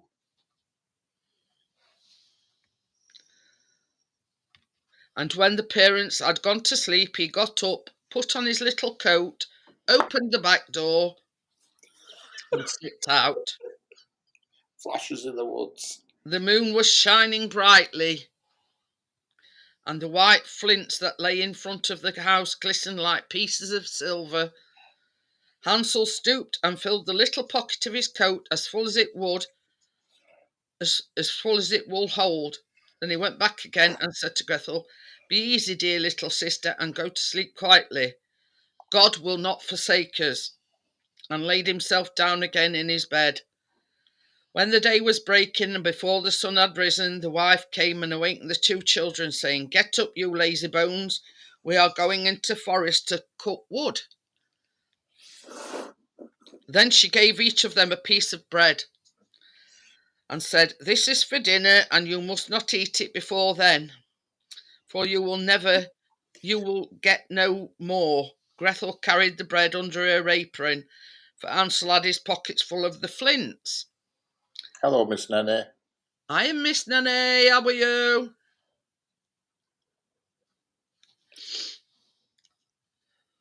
Then they set off all together on their way to the forest. And when they had gone a little way, Hansel stood still and looked backwards towards the house. And this he did again until his father said to him, Hansel, what are you looking at? Take care not to forget your legs. See, babies. I can never forget the legs. You never Walking on know. them. When Douglas Beardy, would it? Oh, father, said Hansel, I am looking at my little white kitten who is sitting up on the roof to bid me goodbye. You young fool, said the woman, that is not your kitten, but the sunshine on the chimney pot.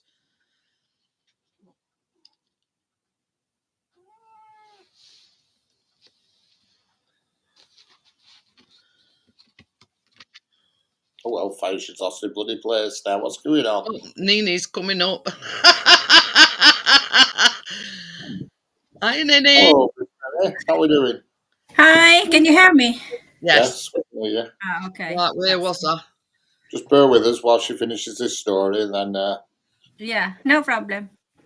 Of course, Hansel had not been looking at his kitten, but had been taking every now and then a flint from his pocket and dropping it on the road.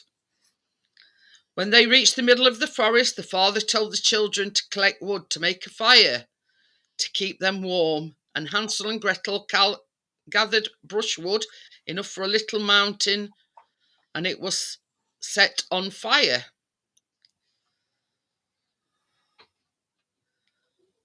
And when the flame was burning quite high, the wife said, now lie down by the fire and rest yourselves, you children, and we will go and cut wood, and when we are ready we will come and fetch you.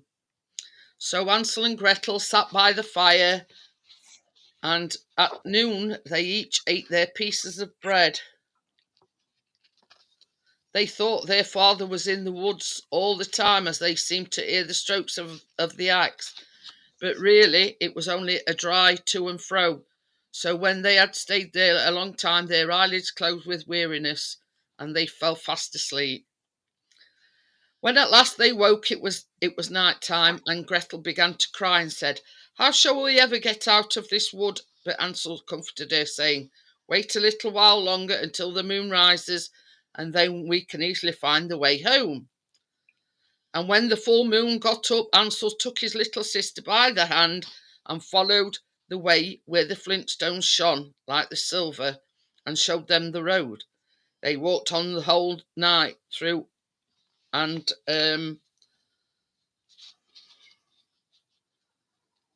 I've lost me. Yeah, and at the break of the day, they came to their father's house. They knocked at the door, and when the wife opened it and saw that it was Hansel and Gretel, she said, "You naughty children, why did you sleep so long in the wood? We thought you were never coming home again." But the father was glad, for it had gone into his heart and to leave them both in the woods alone. I've totally lost track of this story, mate. Not well, they've already been in woods, and he left a trail of flint so they could make their way back home. But they managed to get back home. Not very long after that, there was again great scarcity in those parts, and the children heard their mother say at night in bed to their father, "Everything is finished. We only have half a loaf, and after the tale comes to an end, the children must be off. We will take them further into the woods this time, so that they shall not be able to find the way back. There is no other way to manage." The man felt sad at heart, and he thought it would be better to share one last morsel with one's children. But the wife would listen to nothing that he said, but scolded and reproached him. "He who says a must be two, and when a man has given in once, he has to do it a second time." But the children were not asleep and had heard all the talk. When the parents had gone to sleep, Hansel got up and got more flintstones, as he did before. But the wife had locked the door, and Hansel could not get out. But he comforted his little sister and said, "Don't cry, Gretel, and go to sleep quietly, and God will help us." Early the next morning, the wife came and pulled the children out of bed. She gave them each a little piece of bread less than before, and on the way to the woods, Hansel crumbled the bread in his pocket often and stopped to throw a crumb on the ground. "Hansel, what are you stopping behind for?" said the father. "I'm looking at my little pigeon sitting on the roof."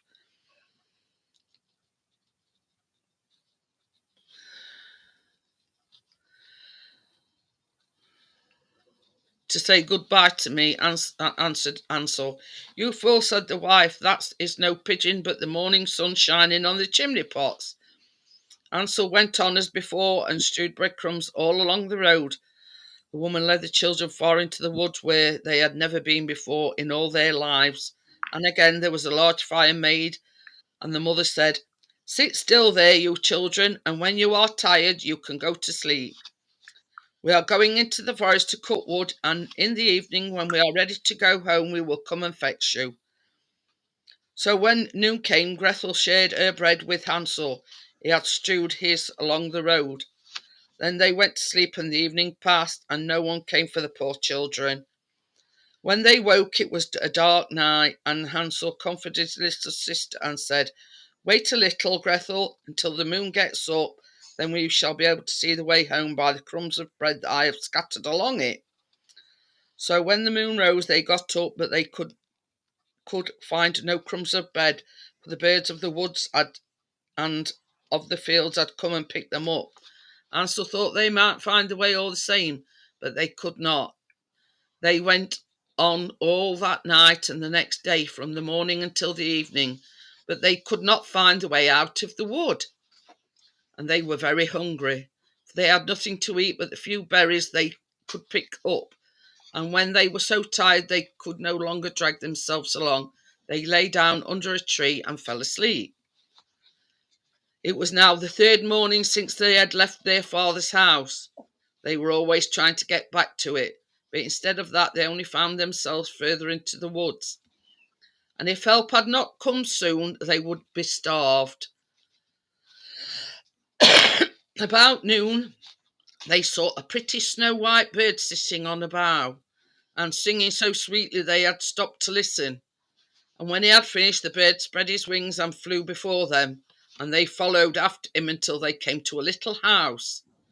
And the bird perched on the roof, and when they came nearer, they saw that the house was built of bread and roofed with cakes, and the window was of transparent sugar. Oh, bloody hell. What a window. We will have some of this, said Hansel, and make a fine meal. I will eat each piece of the roof, Gretel, and you can have some of the window that will taste sweet. Mm. So Hansel reached up and broke off a bit of the roof. It's your window licker.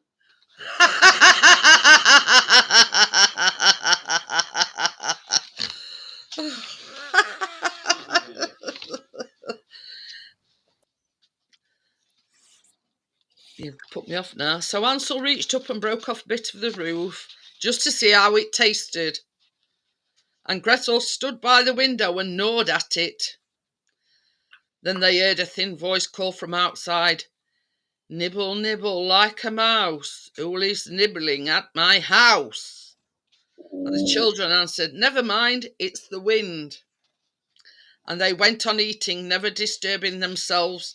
Hansel, who found the roof tasted very nice, took down a great piece of it, and Gretel pulled out a large round window pane and sat her down and began upon it. Then the door opened, and an aged woman came out, leaning upon a crutch. Ooh. Hansel and Gretel felt very frightened and let fall what they had in their hands. The old woman, however, nodded her head and said, "Oh, my dear children, how come you're here? You must come indoors and stay with me. You will be no trouble." So she took It eats all bloody furniture. plus windows and roof and all. So she took them each by the hand and led them into a little house, and there they found a good meal laid out of milk and pancakes with sugar, apples and nuts. After that she showed them two little white beds, and Hansel and Gretel laid themselves down on them and thought they were in heaven. Jesus Christ, how long is it, this story? Nearly finished. The old woman, although her behaviour was so kind, was a wicked witch, and lay in wait for children, and had built the little house on purpose to entice them. Ooh. When they were once inside, she used to kill them, Ooh. cook them, and eat them. Ooh. And then it was a feast day with her. Ooh. The witch's eyes were red, and she could not see very far, but she had a keen scent, like the beast, and knew very well when human creatures were near. When she knew that Hansel and Gretel were coming, she gave a spiteful laugh and said triumphantly, "I have them, and they shall not escape me." Early in the morning, before the children were awake, she got up to look at them, and there they lay sleeping so peacefully, with round rosy cheeks. Bloody pedo. Go on.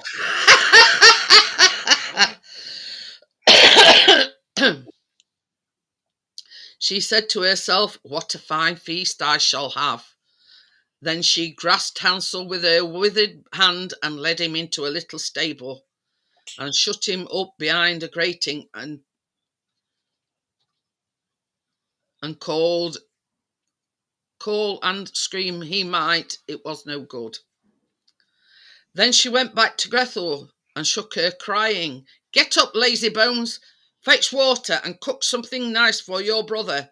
He's outside in the stable and must be fattened up. And when he's fat enough, I will eat him. Ooh. Grethel began to weep bitterly, but it was of no use. She had to do what the wicked witch bade her, and so the best kind of victuals was cooked for poor Hansel, while Grethel got nothing but crab shells. Oh, well. Each morning the old woman visited the little stable and cried, Hansel, stretch out your finger that I may tell if you would soon be fat enough. Hansel, however, used to hold out a little bone. Look at his little ball out. Jesus Christ, who should we Hey.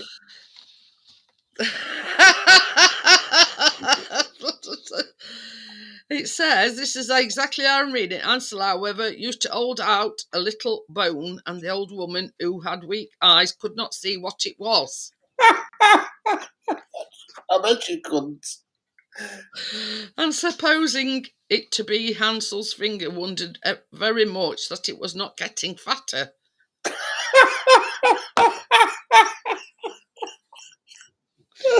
When 4 weeks had passed and Hansel seemed to remain so thin, she lost patience and could wait no longer.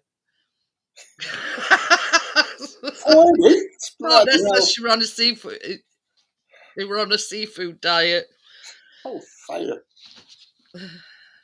When 4 weeks had passed and Hansel seemed to remain so thin, she lost patience and could wait no longer. Now then, Grethel cried she to the little girl, be quick and draw water. Be Hansel fat or be him lean, tomorrow I must kill and cook him. Oh, what a grief for the poor little sister to have to fetch water. And how the tears flowed down over her cheeks. Dear God, pray help us, cried she. If we had been devoured by wild beasts in the wood, at least we should have died together. Spare me your lamentations, said the old woman. They are of no avail. Early next morning, Grethel had to get up, make the fire, and fill the kettle. First we will do the baking, said the old woman. I have heated the oven already and kneaded the dough. She pushed poor Grethel towards the oven, out of which the flames were already shining. Creep in, said the witch, and see if it's properly hot. Would anybody in the same mind, if to tell them to get into an oven?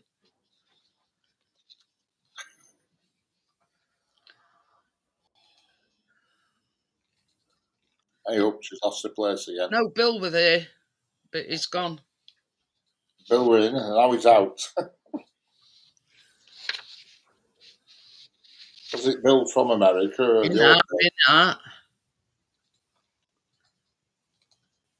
Hello, Bill. Hi, Bill. Hi. I'm just here for the jokes. Don't stop. She's nearly finished now. I hope. And you've made me lose my place, Bill. Somebody was just about to get in bloody oven. Grethel once in, she meant to shut the door upon her and let her be baked. Hey, should I bake Grethel on Tuesday night? Yeah. But Grethel perceived her intention and said, I don't know how to do it. How shall I get in? Stupid goose, said the old woman. The opening is big enough. Did you see? I could get in it myself. Here's comes Crunchy, you see. And she stooped down and put her head in the oven's mouth. Then Grethel gave her a push so that she went in further. And she shut the iron door upon her and put up the bar. Oh, how frightfully she howled, but Grethel ran away and left the wicked witch to burn miserably. Ooh. Grethel went straight to Hansel, opened the stable door and cried, Hansel, we are free. The old witch is dead. Yeah. Then out flew Hansel like a bird from its cage as soon as the door is opened. How rejoiced they both were, how they fell each on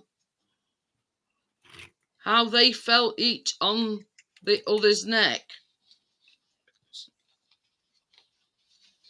Sounds a bit fussed, doesn't it? Yeah. And danced about and kissed each other. Oh, hellfire. Always ends with a bit of nookie, doesn't it? And as they had nothing more to fear, they went all over the old witch's house, and in every corner there stood chests of pearls and precious stones.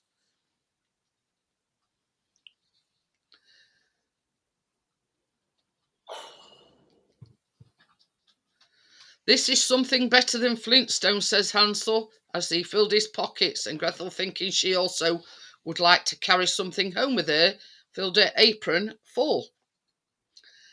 Now away we go, said Hansel. If we only can get out of the witch's wood. When they had journeyed a few hours, they came to a great piece of water. We can never get across this, said Hansel. I see no stepping stones and no bridge. Yeah, that's what I was thinking of, all partners. And there is no boat either, but here comes a white duck. If I ask her, she will help us over. So she cried, Duck, duck, here we stand, Hansel and Gretel on the land. Stepping stones and bridge we like, carry us over on your nice white back. And the duck came accordingly, and Hansel got upon her. It must have been a big duck. And Hansel got upon her and told his sister to come too. No, answered Gretel, that would be too hard upon the duck. We can go separately, one after the other. And that was how it was managed. And after that they went on happily until they came to the wood, and the way grew more and more familiar, till at last they saw in the distance their father's house. They then ran until they came upon it, rushed in at the door and fell on their father's neck. The man who had not had a quiet hour since he left his children in the wood, but the wife was dead. Hey. Well, God's sake, it's not finished. Just this little paragraph. And when Gretel opened her apron, the pearls and precious stones were scattered all over the room. And Hansel took one handful after another out of his pockets. Then was all care at an end, and they lived great joy together. My tale is done. There runs a mouse. Whosoever catches it may make himself a big fur cap out of it. That's it. Oh, well. So it comes, you've got to chase after a rat to make yourself a fur rat. Is that ending? I've no idea. That I totally lost track of that story. I mean, that were nearly 20. That were 24 minutes long with that bugger. But yeah, that's the Hansel and Gretel, and that's the Brothers Grimm version. Right. Who the hell's Brothers Grimm? They do a lot of fairy tales. Right. Grimm's Fairy Tales? Brothers Grimm. Brothers Grimm. I've never heard of them. In Google. Brothers Grimm, they do a lot of fairy tales like Sleeping Beauty, Red Riding Hood. Yeah, you name it. Baby, I'll have a coffee after that. My throat's parched. Tommy, please, kids' bedtime story. It's having to get up for school. Is that outside your house, Bill? Yeah. Oh, you see, that's Now, I'll try and make it. Now, they joke around about me ending up diabetic. If you look closely at the little penguin, he says Sugar Rush. On his little shirt. And Thank the snowman, you, Stuart. At least somebody appreciates it. Yeah. And the snowman shakes like crazy. He's going. It was a long story with that, Jeanette. I'll try and make it shorter next week. I promise. But problem is with that, I just lost track of the story. I'll be honest with you. I haven't a clue what we're going on at. Is it 1 hour's bedtime stories? Yeah. But yeah. Tommy says bedtime. It'd be more likely to be getting up for school when you're finished. I fall asleep with that one already, maybe. If Jeanette still keeps talking. That is the unedited version of Hansel and Gretel. Jacob and Wilhelm were the Brothers Grimm. There you go. There we go. I know that now. I'll sleep next. But I'll try a short one next week. I promise. Yeah. Jack and Joe went up the hill. That one's a good one. Get your United shirt on tomorrow, good at that. Yeah. You better get your United. How's it going? Okay. I'm okay. There you go. You're looking My new very, jacket. Oh, look at that! Come down here. very dapper. I wear that everywhere I go when I go outside. Yeah. Okay, that's cool. That's when you are younger, isn't it? Oh, it's him now. Oh, No, it does something very important. It makes me laugh. party. Anything that makes me laugh is a good thing. Oh, that's. I'll have to have a look at for that one. The Elves and the Shoemaker. That'd be a good one for Christmas special. I found it in the store while we were shopping and put it on in the store and just handed the lady the tag when I got to the register.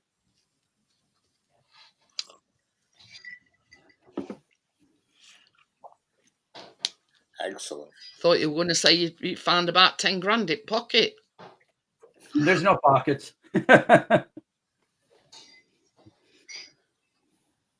No, so of course when I'm going out buying motors or running around anything but working on things, I'm wearing the jacket.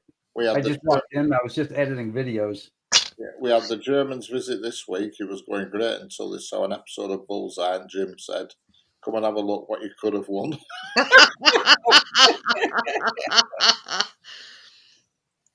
Oh dear. But they're not all that long. They're not all that long. That was a long one. That I was a lost long track one. of it halfway through. It needs to be a bit more scary as well, I think. A bedtime story ain't meant to be scary, Richard. Our bedtime story needs to be. It was your fault to start at bedtime series in first place. It wasn't my fault. We got something fun coming next week. Well, Faye, look at that big bugger. Yeah, that's a big boy. It drives like a car. Shall I tell you how it come about, Nini? Yeah. We were doing it. We were doing it. I think it was on a Thursday night. I think. Don't look down my private parts. And he said, "We got on what made us get on about Goldilocks?" I forget. Oh no, it was that one where the who ate my porridge and who ate my porridge and who's been in my bed, who's been in my bed, and all that crap. Weren't it? With that one. Yeah, and Richard didn't know how it ended. Correct. He says, "Did the bears eat Goldilocks or did she escape?" Never ate 3 bears of Goldilocks. Anyway, so that's how come the bedtime. So you don't know Goldilocks? To You don't know Brothers Grimm? Has he ever watched Bullseye? Of course we watch Bullseye. Everybody's watched Bullseye. In the UK anyway, even Miss Nenny. You remember Bullseye, don't you, Nenny? Sometimes, but I can't remember that anymore at all. Yeah, but that way you can't beat a bit of bully. Keep out of the black, in the red, nothing in this game for 2 in a bed. Turn on Christmas. I think I watched that long time ago, but not now. When you won Star Prize, they'd wheel car away and put a speedboat there, and you lived in Birmingham or something, you know. Yeah. If you didn't win, they'd roll out a car, and it'd be a crap car anyway, but back in day. And if you did win, they'd roll out a load of flipping kitchen utensils and stuff. Yeah. Yeah. I mean, it's they've done it now. Yeah. If they sack Trump, it'll be dole or no dole. But okay, I'm going to switch to the phone because I've got 9 things to do still, and I don't want to just like be a drive-by guy. And now you've got 9 things to do. That's very specific, Bill. 9 things to do. Well, yeah. Before I had 11 things to do, but I did 2 of them. All right, that's good. That's very organized. One of them was just showing up here. Well, you actually put us on your to-do list. I do. At least we're not getting an echo now. Yeah. Yeah, you got like I don't know why. It's the same microphone as usual. See? Bobby, did I tell you? We had a weird connection. What are you using right now? Because it's different. That bird's picking up the balls. I'm going on. Right into it, and it attaches to your rear view mirror. This is Restream. Oh, Restream, yeah, okay. Because on the unpaid version of Restream, they not let you play an intro, outro, you know, not even a countdown or anything. Okay. Thanks, Tommy. I love you too. In fairness, Jeanette, it did go on a bit like RB Live. Go on a bit. Go on a bit. I did go on a bit like an RB Live, yeah. Thanks, Nina. So say my lives go on a bit. Yeah, let me turn this one off. Hello, Bill. We've got a double bill. I'm trying to figure out how to get rid of the other me. It's a double bill. Do you want me to remove you? Yeah, drop the other me. Thank you. There you go. Yeah, the next three things. The next four things is I got to rearrange all the cars because they're in all the wrong places. Oh, I'll fire. First, I have to find the keys. They're here someplace. No, you won't get him anywhere near your snake, Crypto. No, I won't like anybody playing with my snake. Okay. Ooh, that's better. He's on about the picture where Tim had got the snake round his neck. Yeah. No, not a chance in hell. What? Steve. Okay, see, the problem we've got is we're full of go-karts. No, I'll tell you, that's a cool go-kart, though. Go-karts. Go-karts. But yeah. Got two or three cars. It's got the Jag there, I can see. Yeah, the Jag over there. Yeah. Well, I've still got. What have I got? I guess the Prius, the Jaguar, the van, the Camry, the other Corvette. I think that's it. Bill, I'll see you morning, mate. Yeah, right. And all his little toys. Yeah. Hey. Are they all insured? Those are my little toys. I love those little mini bikes. Yeah. I got one big fast one and one little slow one. Get over here, you geese. You know the garage in America is quite big, isn't it? I know. The garage is as big as my flat. I'm gonna say. Yeah, the garage in America quite bigger. I told you. I think you're paying a lot of taxes. I think that's what happened. But yeah.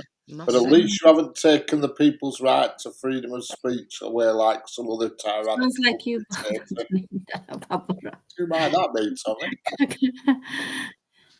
Well, there's two of his vehicles.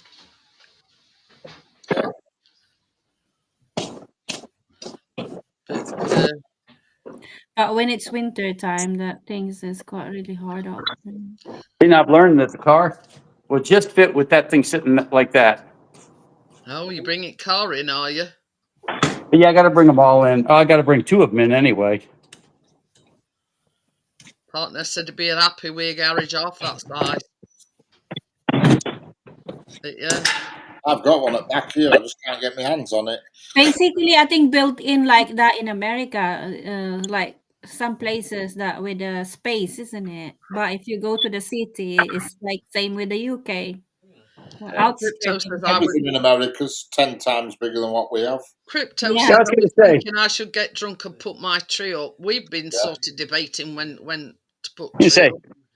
the driveway's a little bit bigger here than they usually are in the UK. Yeah. A little bit. Yeah, because UK, the land is very important here. Yeah. Well, that's, I don't know if you know. Of course they know, but I visit over there 2 or 3 times a year. And yeah, the only thing that really scares me there is Milton Keynes running around the flipping roundabouts. Really? Oh yeah. Milton Keynes is not a good area. A lot of roundabouts in Milton Keynes. The roundabouts that spawn. Have you been visiting Milton Keynes? It's not that good area, Milton Keynes. Car keys.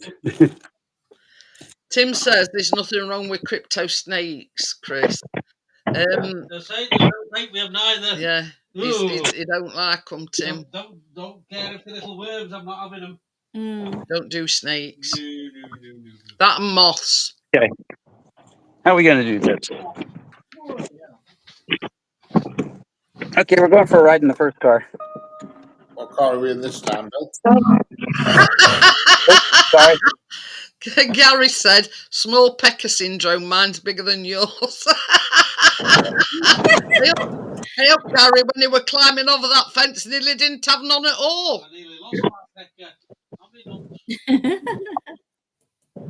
He had to do his Florence Nightingale thing, Miss Nene. I nearly didn't Old lady next door. That's a No. very bright Christmas tree you've got there, Nene. Yeah, I know. it's nice. I like it. Has the cat not dragged it over yet? Yeah, he does. Milo only, but not Millie. Milo is smart boy. I So want another cat. You don't want a third cat. yeah, Milo is very smart cat. I don't really understand, but he is smart. You don't want another one. Is the XK8 R8? What's that? Right hand drive. It looks No, like. left-hand drive it is. Oh. It's an American version. I think it's the image. Yeah. It's like mirrored partners. Right hand drive, yes. It's just giving the impression it's a Oh, right it's, hand drive. But it's Sorry not. about the noise. No, it's No, it's most definitely right-hand drive or Oh, is it? left-hand drive. left-hand drive. Yeah, America left hand drive, yeah. That's right when he bought it. Even though it's right-hand drive on camera, it's just the way he's got his camera set Got up. no camera at all because it's gone. He's accidentally pressed the wrong button, by the way, as well. Yeah. I honestly, I don't know how America has become really bigger place for the garage, isn't it? But Everything's bigger. yeah, everything Well, is bigger. Problem is, most of the cars now in America are very similar to ours now. The cars aren't big, but everything Yeah. else stayed big. But actually, they are more on debt because they all, everything is big. You know, when you go back to like the 80s and 90s, everything was huge old cars, but now they tend to be buying cars that we have here in the You're back again, Bill. You're just giving us black looks at the moment. I don't know why I'm black. You know, the easy to get the credit in America is. I mean, you've seen the length of his drive. I mean, that's like a motorway, you know. Yeah. It's just blank, Bill. Yeah, it's kind of weird. Mm. Have you paid your electric bill, Bill? Bill.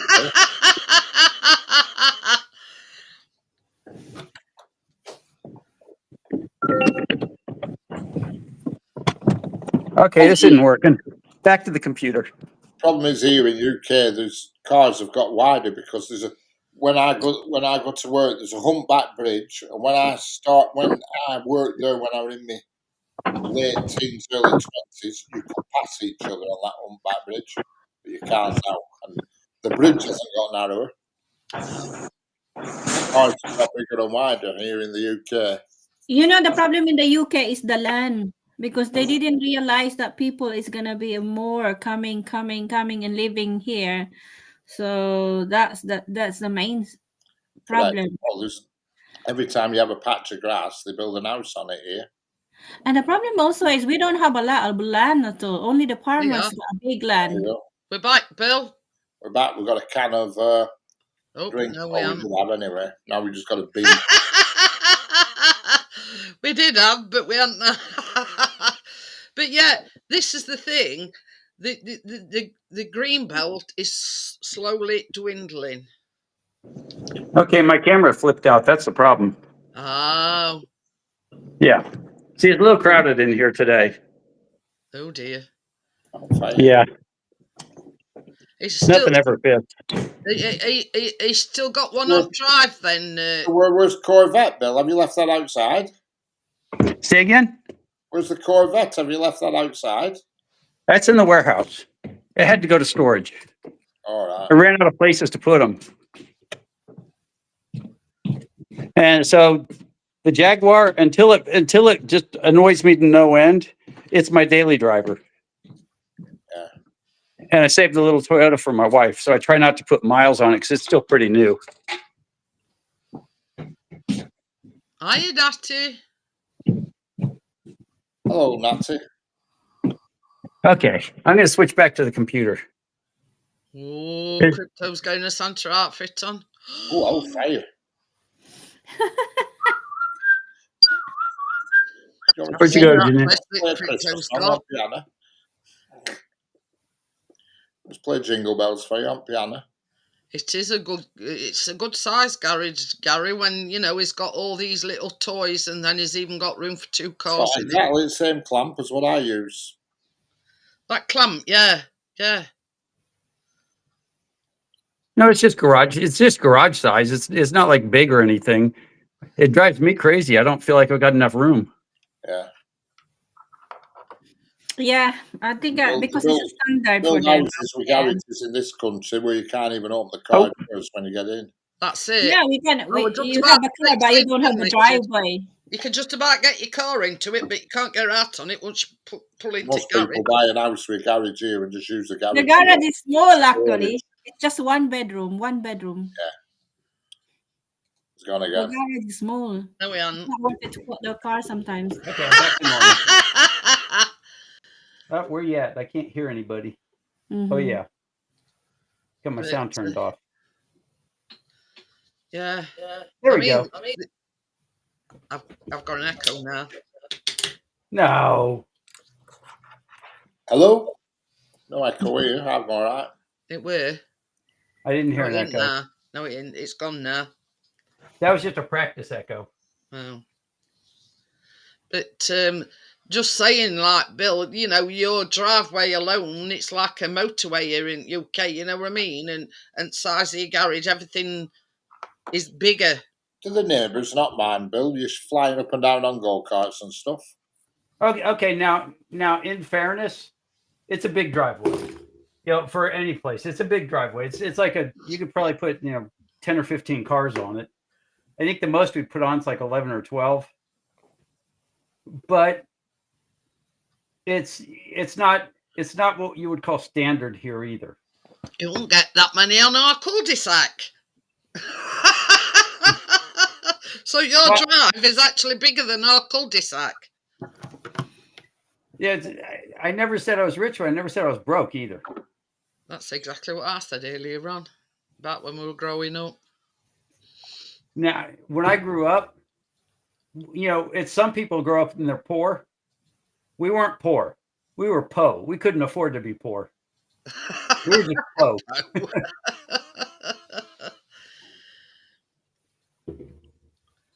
I mean, I grew up the house, the roof leaked, and we couldn't afford to fix it. The cars wouldn't start. We were po.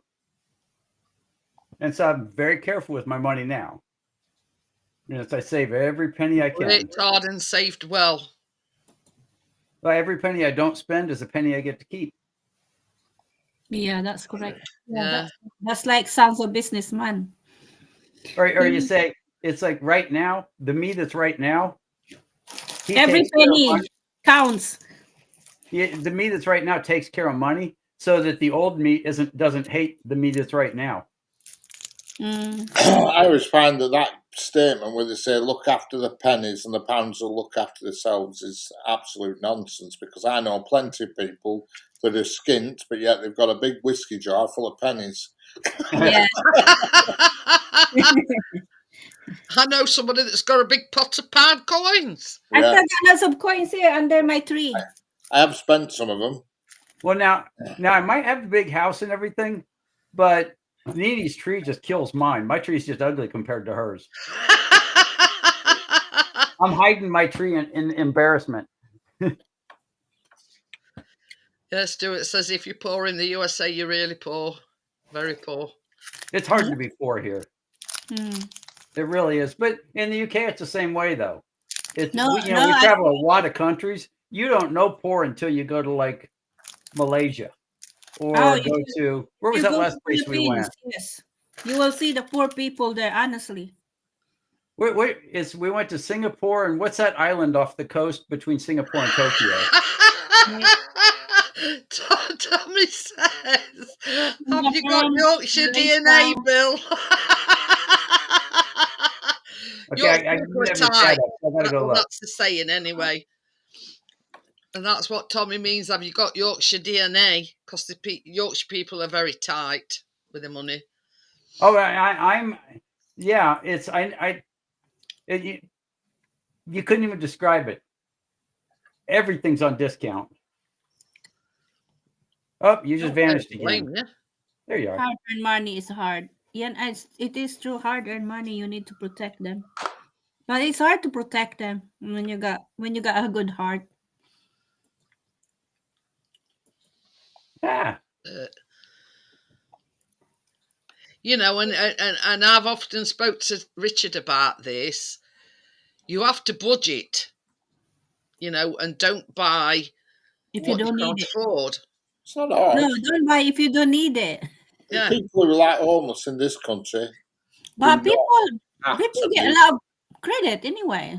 You see, that's one there's thing we no- haven't got, there's Nini. We haven't got nobody a credit has card, to we ain't got be anything. on the streets. They choose that way. There's shelter for everybody. All the councils are repeatedly saying it, but the people don't want it. You know what I mean? They don't want. Hey, what's dole?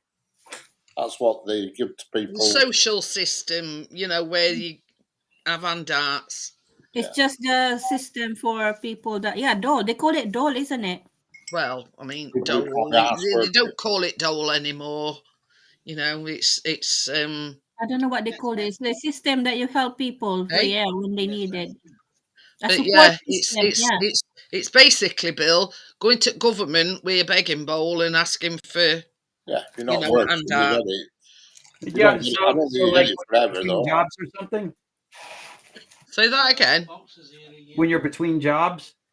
Well, yeah. That's one way of putting it. In this country, it's between jobs. In this country, the between job bit seems to be a huge gap in this country. Well, there could be a huge gap here too. Well, it's not recorded. My little brother's a computer programmer. He makes good money, but he actually spent 6 or 7 months trying to find a job. Yeah. Partner says it's called unemployment benefit. It's unemployment here, yeah. I don't know how long it lasts or anything. And Stuart did. But yeah.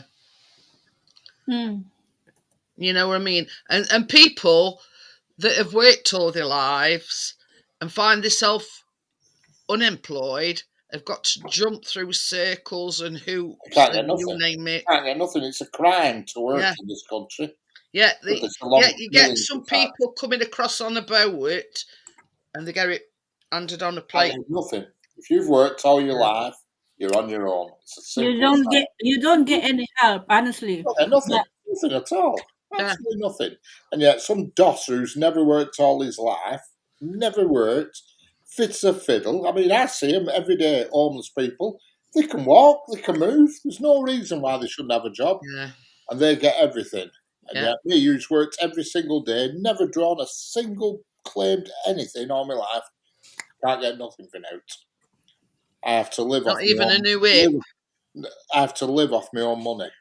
This is a problem with the government in the UK, especially asylum So seekers. anybody comes to me with a homeless crap thing. Richard, if you want to feel better, I could put you dead center in the middle of this country, and somebody else would tell you that same story. You know, it just does my head in.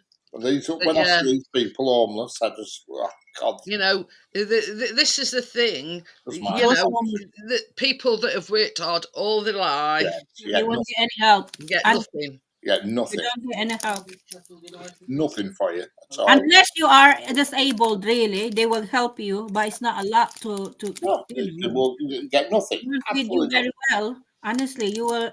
Honestly, if you're gonna think about that, how to live in this country. Off in this country. Oh, the poor country I was mentioning, the island in between. We went to Manila in the Philippines. Manila. Those are some broke individuals. That's where Nene is from, Manila. No, I'm not from Manila. I'm from Iloilo. I just felt sorry for everybody. I probably bought 20 people food in 4 days. Just buying them lunch and stuff because I felt sorry for them. Now, now mind you, it's when you're translating from the American dollar to theirs, it translates at such a ridiculous rate that it was costing me like $2 or $3 per person to buy them a quarter pounder with cheese and French fries and a large Coke. or to buy a box of donuts cost me, I think, like $3.50. Everything was super, super cheap, and I just felt guilty about it. I felt guilty having anything Darkness around. says, I know somebody who quit his job and was financially better off benefits. Yeah. He currently owns his... Hey, look, are we doing something wrong here, Partnest? He didn't have a very good job.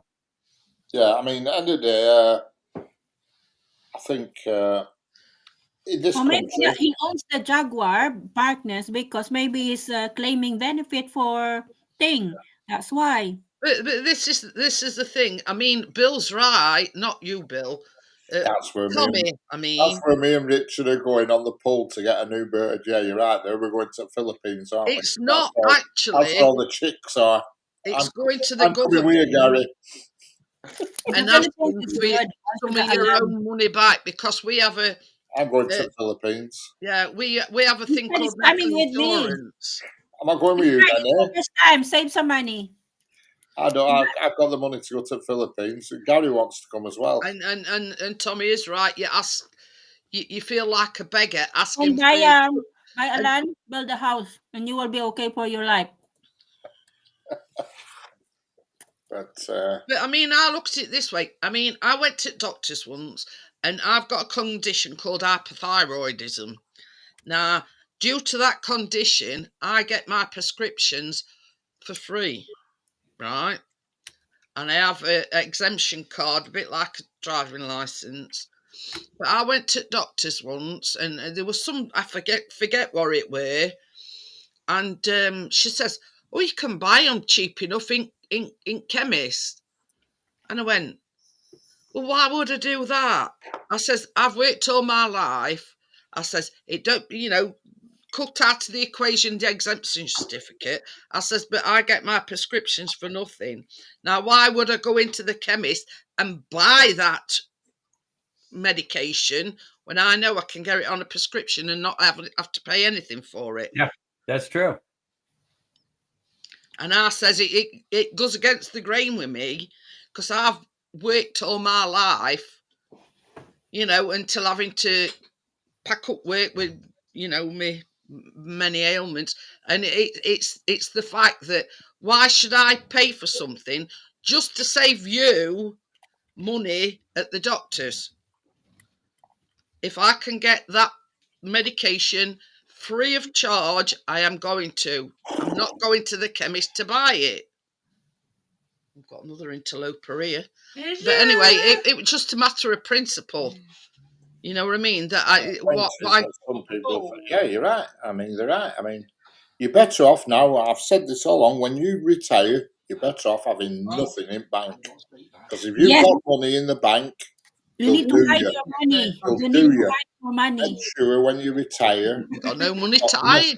You've got no money in the bank. Yeah. No, make sure you don't show money in the bank because they will search. This is the problem I have. While you've got money in the bank, there's nothing for you.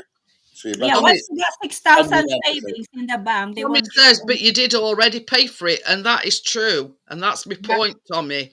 Now, I'm not going to chemist to buy that medication when I know I can get it on a prescription and not have to pay anything. Yeah.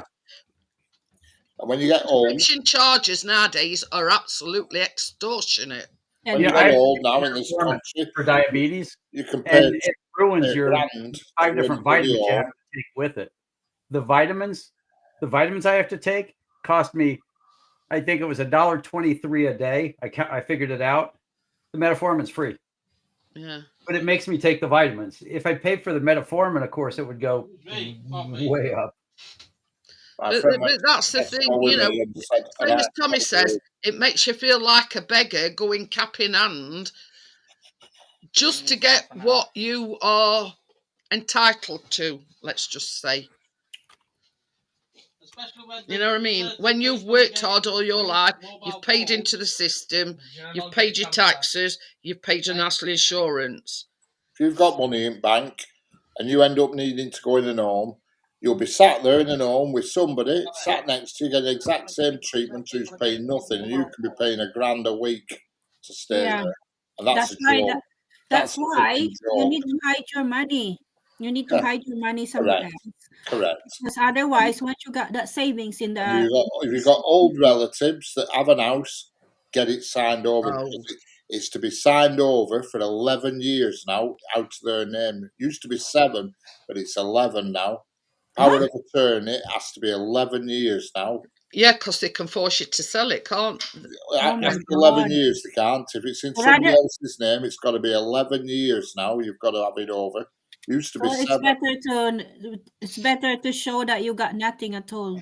Yeah. We did it with my mum. She signed hers over donkey's years to us. So if she goes gaga and needs to go in a home, which she won't because we wouldn't allow her to go in a home. But Hmm. if that was the case, they couldn't sell the The house house, you need to sell it. because they couldn't sell it because it's our house and not my Yeah. mum's.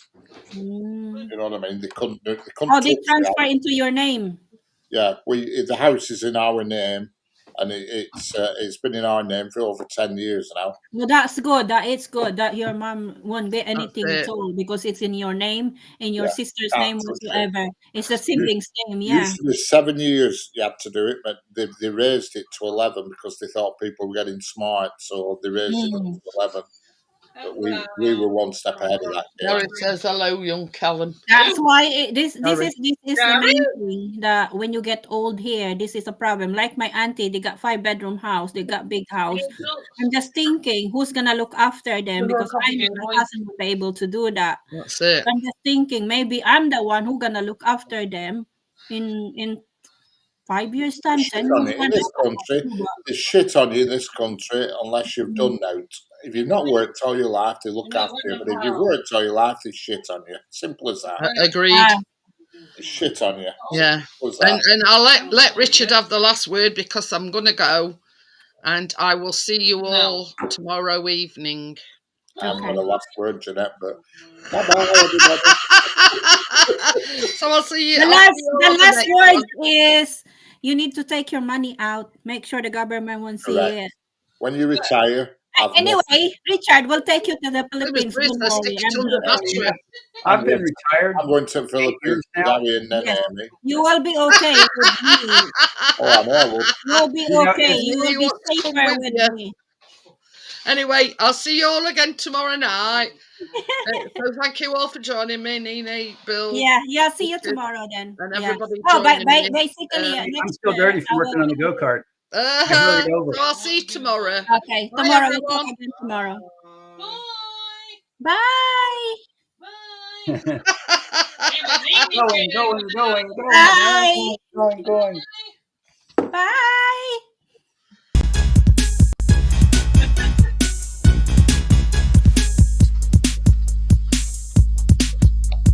Yeah.